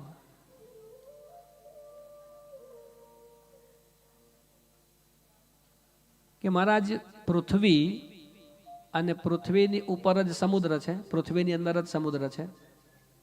જરા યંગસ્ટર્સ ખાસ સાંભળજો અને ભણેલા તો ખાસ સાંભળજો. તો સમુદ્ર કઈ પૃથ્વીની બહાર નથી અને પૃથ્વી સમુદ્રની અંદર નથી. એવું પુરાણમાં લખ્યું છે કે એક સમય હતો કે પૃથ્વી સમુદ્રની અંદર હતી અને એમાં પાછા ભગવાન વિષ્ણુ અવતાર ધારણ કરે અને જળમગ્ન થયેલી જે પૃથ્વી છે એને પાછા બહાર કાઢે. તો મહારાજ, સાચું શું ને ખોટું શું? કારણ કે સમુદ્ર આવ્યો ક્યાં? પૃથ્વીની અંદર જ કે?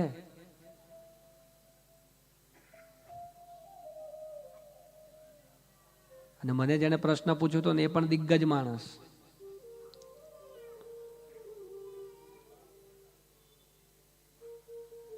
અને એના શબ્દો કહું તો એને એ વ્યક્તિએ મને એમ કહ્યું કે મહારાજ, આ આપણા પુરાણને વાંચ્યા પછી મને એમ લાગે કે મને જ મારા ગજવામાં કોઈએ મૂકી દીધો હોય, પૃથ્વીને સમુદ્રની અંદર મૂકી દીધી હોય તેમ.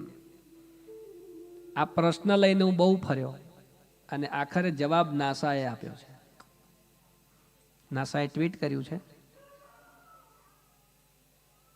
કે યુનિવર્સની અંદર એવી તો કેટલી જગ્યાઓ મોજૂદ છે કે જેની અંદર આ એક પૃથ્વી એક જ સ્થળે 10-10, 12-12 ને 50-50 પૃથ્વી એક સ્થળે નાખી દો તોય એટલા મોટા મોટા ખાડા પડ્યા છે કે જેની કોઈ સીમા નથી.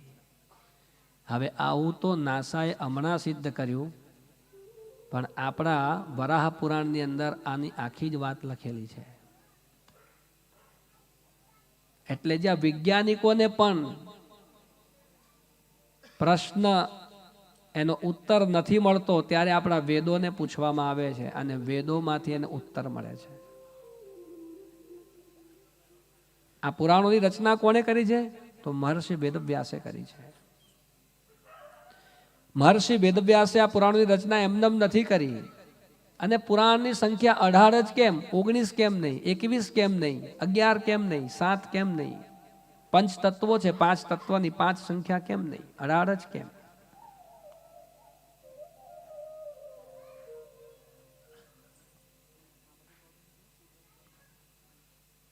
તો 18 નો જે આંકડો છે ને એ ભારત વર્ષની અંદર આદર અને સન્માનથી લેવાય છે. મહાભારતના અધ્યાય કેટલા છે? 18. શ્રીમદ ભાગવતની અંદર શ્લોક સંખ્યા કેટલી છે? 18,000. દેવી ભાગવતની અંદર શ્લોક સંખ્યા કેટલી છે? 18,000.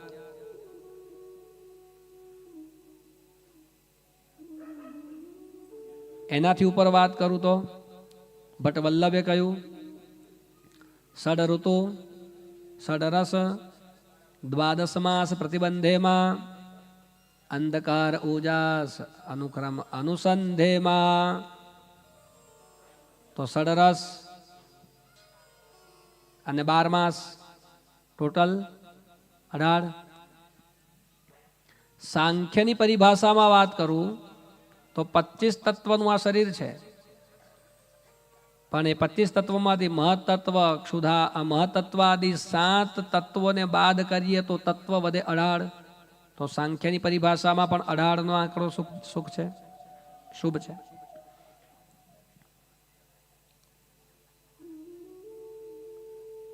તો 18 નો જે આંક છે તે અતિશય શુદ્ધ. અને એનાથી ઉપરની વાત કરું કે આ પૃથ્વીને આ નવખંડ નારાયણીએ જે ધારણ કરી છે, નવખંડ અને નવદુર્ગા, 9 + 9 કેટલા? 18. માટે કરીને સૂતજીએ વેદોનો વિસ્તાર કરીને 18 પુરાણોની રચના કરી. મહર્ષિ વેદવ્યાસજીની આ 18 પુરાણની જે યાત્રા છે એનાથી હું આપને પરિચય કરાવી રહ્યો છું. કારણ કે 18 પુરાણના નામ તો તમે ક્યારેય સાંભળ્યા નહીં હોય અને યાદ પણ નહીં હોય. આજે જરા સાંભળી લેજો. અને દરેક પુરાણની અંદર કેટલા શ્લોક છે એ પણ હું તમને કહી દઈશ.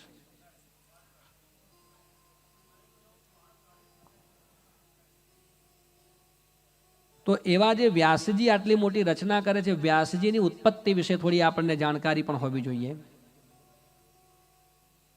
વ્યાસજીની ઉત્પત્તિ જે થઈ એ ઉત્પત્તિ જરા આપણને પ્રશ્ન ચિહ્ન કરે એવી છે. પૂર્વકાળની અંદર જ્યારે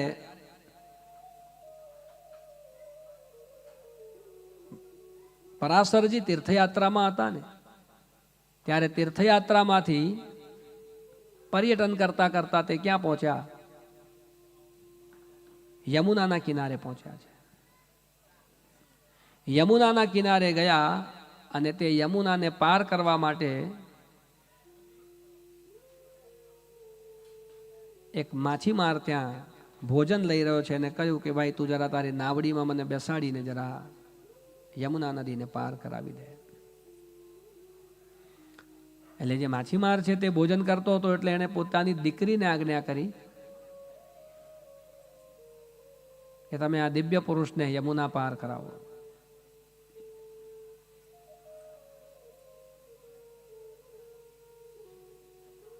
પરાશરજી નાવમાં બેઠા છે અને નાવને હંકારી રહી છે તે મત્સ્યની માછીમારની પુત્રી નવ યવના છે. પણ આ તો પરાશરજી છે. પરાશર કોણ? જ્ઞાનનો ભંડાર. પરાશર કોણ? જે જ્યોતિષની પરિભાષાને ઉદ્ગૃત કરવા વાળા છે. પરાશર કોણ? જે કાલની ગણતરી રાખવા વાળા છે. પરાશર કોણ? જે જીવને અંદરથી અને બહારથી ઓળખવાની ને જોવાની શક્તિ રાખે છે. એવા દિવ્ય પરમાત્મા. પરાશર કોણ? જે કૃષ્ણ દ્વૈપાયનને જન્મ આપવા માટે, વિષ્ણુના અંશને જન્મ અપાવવા માટે નિમિત્ત બને. આટલી શક્તિ પરાશરની અંદર. એ કન્યાને જોઈ છે અને કન્યાનો પૂર્વગ્રહ જોઈ લીધો. આ જન્મે કન્યા મત્સ્યગંધા છે પણ પૂર્વજન્મની અપ્સરા છે અને એને શ્રાપ છે. શ્રાપમાંથી મુક્ત થવા માટેની વ્યવસ્થા કરવાની છે. માટે કરીને પરાશરજી દ્વારા યમુનાના કિનારે ભગવાન વેદવ્યાસજીનો જન્મ થાય અને તે મત્સ્યગંધાએ પરાશરને દ્વીપ ઉપર મૂકી દીધા એટલે કૃષ્ણ દ્વૈપાયન કહેવાયા. અને કૃષ્ણ દ્વૈપાયન થયા. અનેક તીર્થોની પર્યટન યાત્રા કરી છે. અનેક તીર્થોની સાથે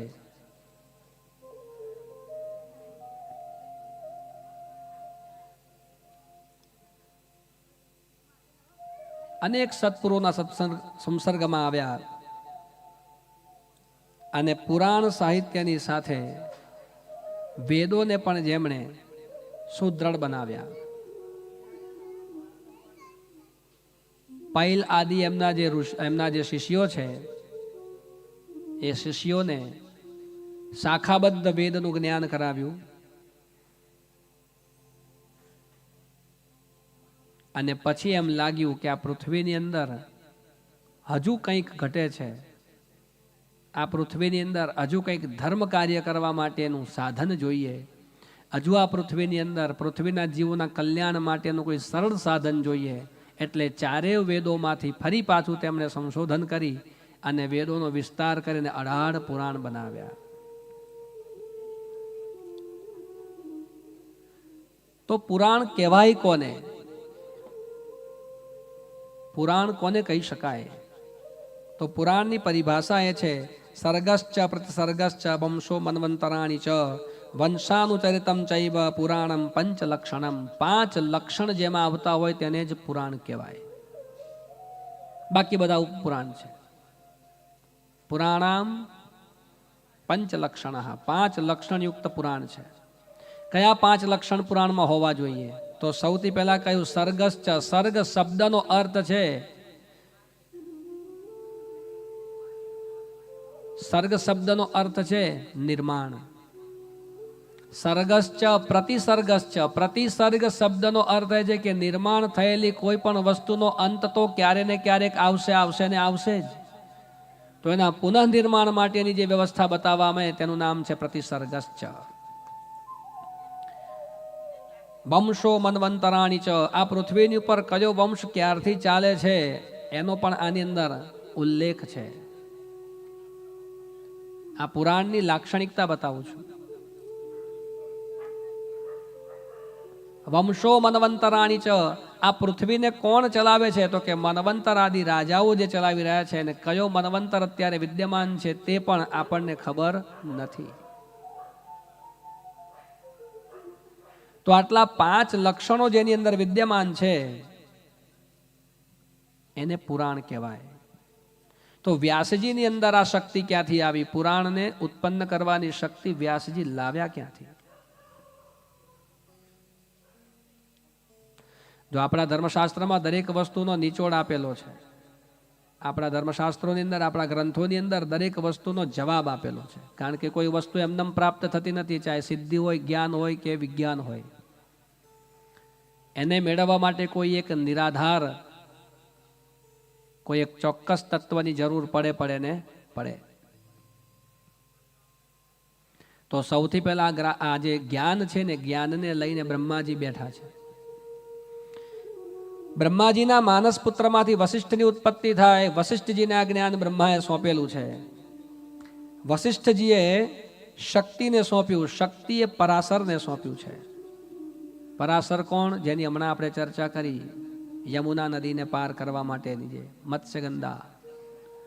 પરાશરને જ્ઞાન સોંપ્યું છે. પરાશરે વ્યાસજીને સોંપ્યું છે, અને વ્યાસજીએ પણ પોતાની પાસે જે જ્ઞાન હતું તે પોતાના પુત્રને સોંપ્યું છે, સુખદેવજીને સોંપ્યું છે. પુરાણ કેટલા છે? પુરાણ 18 છે. કયા કયા? એ પુરાણનો શ્લોક પણ આપેલો છે. શ્રીમદ દેવી ભાગવતની અંદર કહ્યું છે, મદ્વયમ બદ્વયમ ચૈવ બ્રત્રયમ વચતુષ્ટયમ અનાપપદલિંગં ચ કુસ્કાની પુરાણાની પૃથક પૃથક. કેટલા પુરાણ છે? 18. મદ્વયમ ભદ્વયમ ચૈવ. મ નામના 2, ભ નામના 2. મદ્વયમ ભદ્વયમ 2 મ ના નામથી ઉત્પન્ન થનારા પુરાણ, અને 2 ભ નામથી ઉત્પન્ન થનારા પુરાણ. બ્રત્રયમ. ત્યાર પછી કયું? અનાપદ લિંગ. લિંગ પુરાણ પણ છે. કુસ્કાની, કુ શબ્દથી એક પુરાણ છે કુર્મ પુરાણ. સ્કંધાની, સ્કંદ પુરાણ. પુરાણાની પૃથક પૃથક. એવા 18 પુરાણ છે, જેની રચના કોને કરી? મહર્ષિ વ્યાસજીએ, કૃષ્ણદ્વૈપાયને.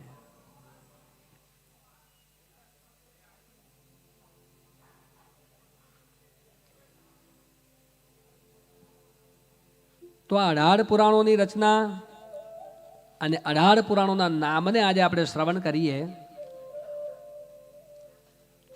તો સૌથી પહેલા બ્રહ્મપુરાણ છે, અને બ્રહ્મપુરાણની શ્લોક સંખ્યા કેટલી છે?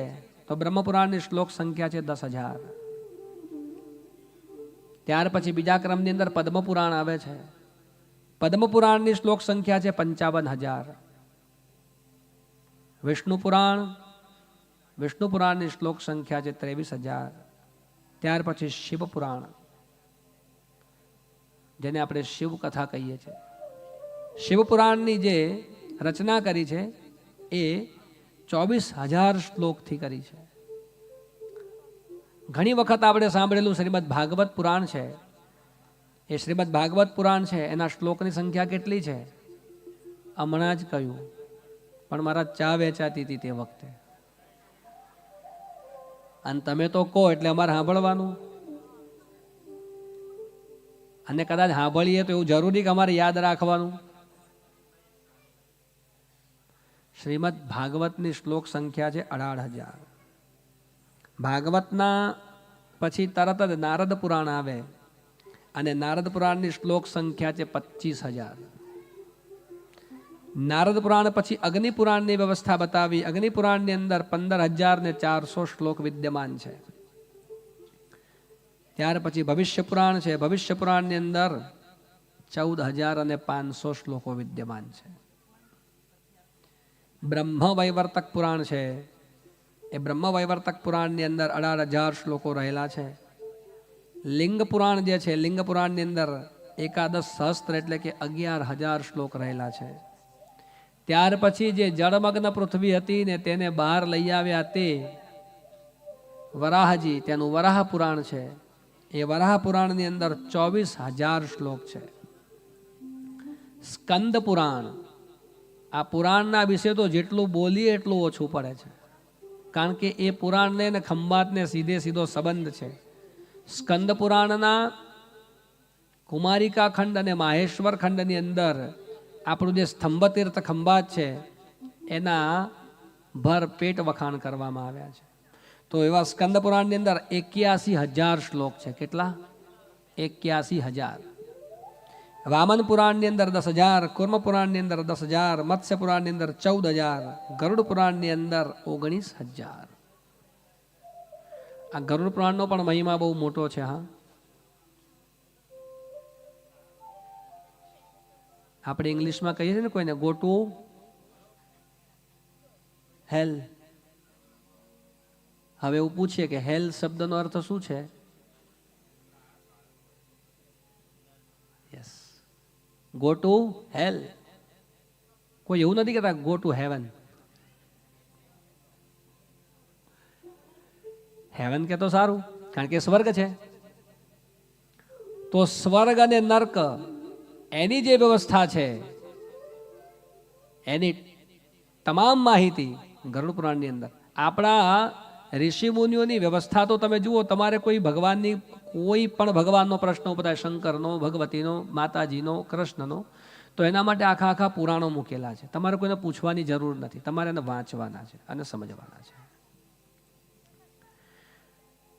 ગરુડ પુરાણ જે સ્વર્ગ અને નર્ક સંબંધી છે, આપણે ત્યાં આવી વ્યવસ્થા બતાવી છે. કોઈ ગુજરી જાય તો લખીએ સ્વર્ગવાસ.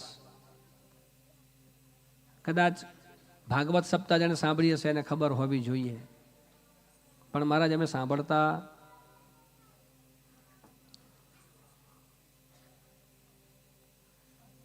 આપણે તો એવી વ્યવસ્થા છે. કોઈ ગુજરી જાય તો લખી દઈએ સ્વર્ગવાસ, તો લખાય ખરું?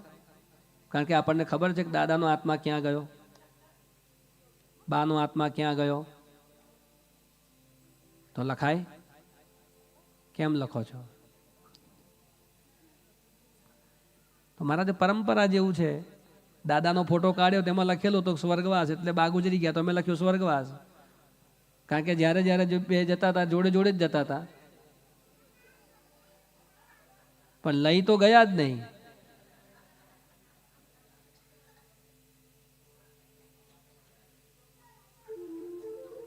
અને આ બા દાદા જવાન હોય ને ત્યારે બહુ જબરી વાતો કરે, અને એનાથી મીઠી વાતો ક્યારે અવસ્થા થાય ત્યારે પાછા એકબીજાનું નામ તો દે જ નહીં.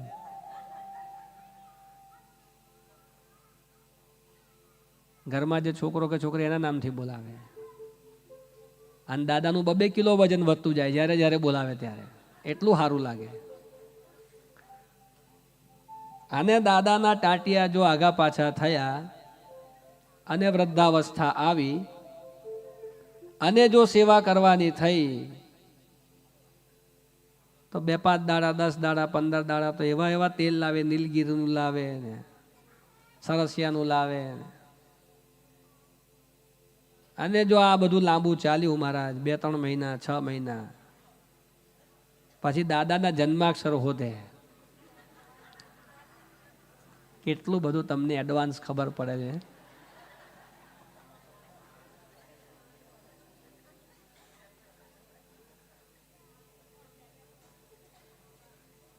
મારા તો પપ્પા છે, દાદાની વાત ચાલે છે એટલે અમને ચા આપજો તો. હજુ હું બેઠો છું, જન્માક્ષર લઈ આવે કે દાદા ચાલતા નથી, કશું બહુ લેતાય નથી, જશે ક્યારે?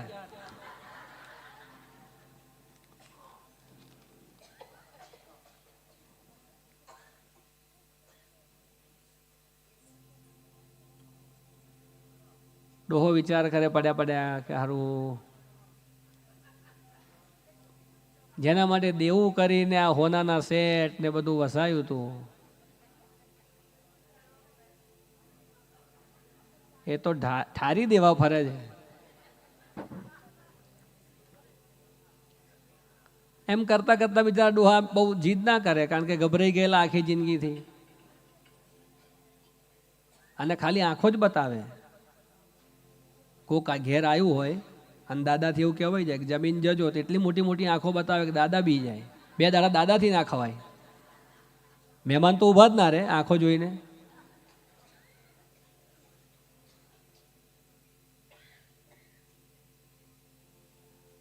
એ બીકમાં દાદા ઉપર પહોંચી જાય. હવે ઉપર પહોંચ્યા પછીની જે ગડમથલ છે ને તે આપણા શાસ્ત્રમાં જવાબ આપેલા છે, તમને એ કહેવા માંગુ છું. હવે દાદા ઉકલી તો ગયા પણ લખાયું છે કે સ્વર્ગવાસ. तो कौन कहेगा कि हमारे जो स्वजन है वो स्वर्ग में ही है या नरक में भी है?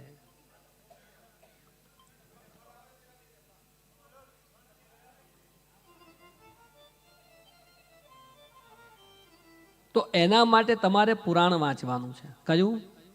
ગરુડ પુરાણ. અને ગરુડ પુરાણની વ્યવસ્થા એવી છે કે તમારા ઘરે કોઈ સ્વજન ગુજરે તો તમારે કોઈને પૂછવાનું નથી કે સ્વર્ગે ગયા કે નરકે ગયા. એ જે સ્વજન ગુજરી ગયા છે ને એના શરીરને અવલોકન કરશો એટલે તમને જ ખબર પડશે કે તમારા સ્વજન એ નરકે છે કે સ્વર્ગે છે. કેવી રીતે? તો જે સ્વજન ગુજરી ગયા છે તે મૂત્ર વિષ્ઠાદિનો ત્યાગ કરે, ફીણ આવે, રોગ સહિત, હરિનામોચ્ચાર વર્જિત, કષ્ટ સહિત, યાતના સહિત, આટલા લક્ષણો બતાવ્યા. મૂત્ર વિષ્ઠાનો ત્યાગ થાય, મોઢામાંથી ફીણ આવે, ભગવાનનું નામ લીધા વગર મરે. ઘણા લોકો એમ કે મહારાજ અમારા પપ્પા તો છે ને જમીને સૂઈ ગયા પછી ઉઠ્યા જ નહીં. પણ ધર્મશાસ્ત્ર એને પણ ના પાડે છે કે મૃત્યુ તો એને કહેવાય કે જે કષ્ટ રહિત, રોગ રહિત, પીડા રહિત, હરિનામોચ્ચાર સહિત, ભગવાનનું નામ લેતા લેતા કષ્ટ રહિત, પીડા રહિત, અને તે પાછું કેવું મૂત્ર વિષ્ઠાદિકનો ત્યાગ કર્યા વગર અને બિલકુલ સરળતાથી દેહોત્સર્ગ થાય તો ધર્મશાસ્ત્ર એમ કહે છે. અને એ પણ કહેવાતા કે ઉર્ધ્વના 6 છિદ્ર, 2 આંખો, 2 કાન, મોઢું અને નાક, આમાંથી જીવ જાય તો નિસંદેહ તમારા ઘરે જે સ્વજન ગુજર્યા છે તે સ્વર્ગના અધિકારી છે. આપણા ધર્મશાસ્ત્રમાં લખ્યું છે અને એનો જવાબ ગરુડ પુરાણમાં આપ્યો છે. અને એ ગરુડ પુરાણ 19,000 શ્લોકનું છે. અને અહીંયાથી જે જીવ ગયો છે એની સ્થિતિ શું થાય છે ને એની વ્યવસ્થા પણ એમાં છે. અને એ જીવ નર્કને ભોગવીને આવ્યો છે કે સ્વર્ગને ભોગવીને આવ્યો છે એની પણ સાબિતી એની અંદર લખેલું છે. અને છેલ્લું, આ સ્થાવર અને જંગમની અંદર આપણે જે કંઈ પણ ભોગવીએ છીએ તે બધું ક્યાં છે? સુવર્ણ ભોગવીએ છીએ, ઐશ્વર્ય ભોગવીએ છીએ, ખાન પાનાદિક ભોગવીએ છીએ, ઘર આદિને ભોગવીએ છીએ, સંસાર સુખને ભોગવીએ છીએ, કોઈના માન અપમાનને સહન કરીએ છીએ. આ બધું ક્યાં છે? તો કે ધર્મશાસ્ત્ર એમ કે આ બધું બ્રહ્માંડની અંદર જ છે. અને એ બ્રહ્માંડને સમજવા માટે પણ એક પુરાણની વ્યવસ્થા કરવામાં આવી અને એ પુરાણનું નામ છે બ્રહ્માંડ પુરાણ. એ બ્રહ્માંડ પુરાણના પણ 12,000 શ્લોક છે. શ્રુતિઓની અંદર તો એમ કહ્યું છે કે બ્રહ્મલોકની અંદર તો એવા એવા પુરાણો વિદ્યમાન છે કે જેની અંદર 1 કરોડ શ્લોક છે. કેટલા? 1 કરોડ શ્લોક છે. આ ભારત વર્ષનું શાસ્ત્ર છે. આમાં એમ પૂછો કે રામ પછી કોણ હતા તો જવાબ મળે. પૂછો ખ્રિસ્તીને જીસસ પછી કોણ હતા? We don't know.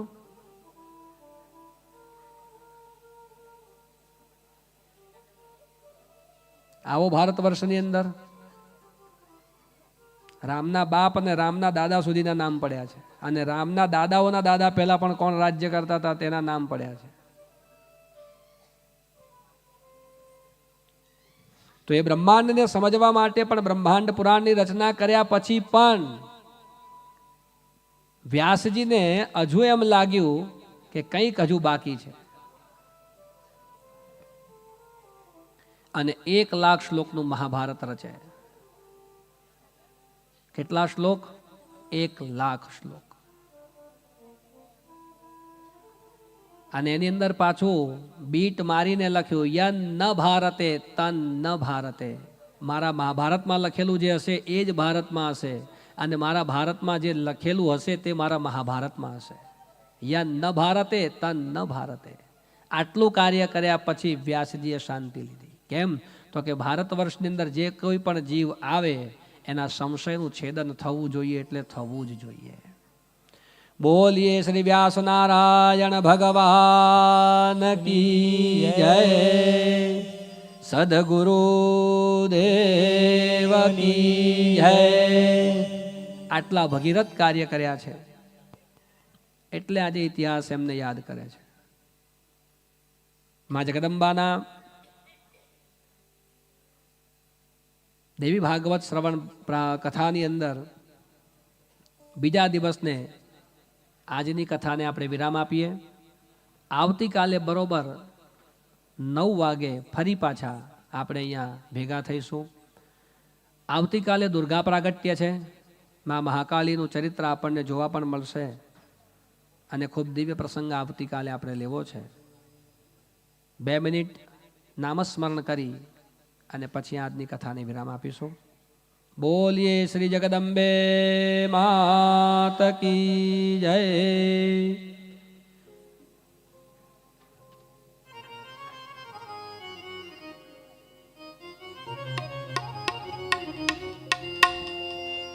અંબા નારાયણી નારાયણી નારાયણી. અંબા નારાયણી નારાયણી નારાયણી. અંબા નારાયણી નારાયણી નારાયણી. અંબા નારાયણી નારાયણી નારાયણી. અંબા નારાયણી નારાયણી નારાયણી. અંબા નારાયણી નારાયણી નારાયણી. બધા સૂઈ ગયા લાગે છે. તાળીનો અવાજ આવવો જોઈએ. આજ તો 11 વાગે તમને ફ્રી કરી દીધા છે. તાળીનો અવાજ નથી આવતો. હમણાં ચાય પીધી છે.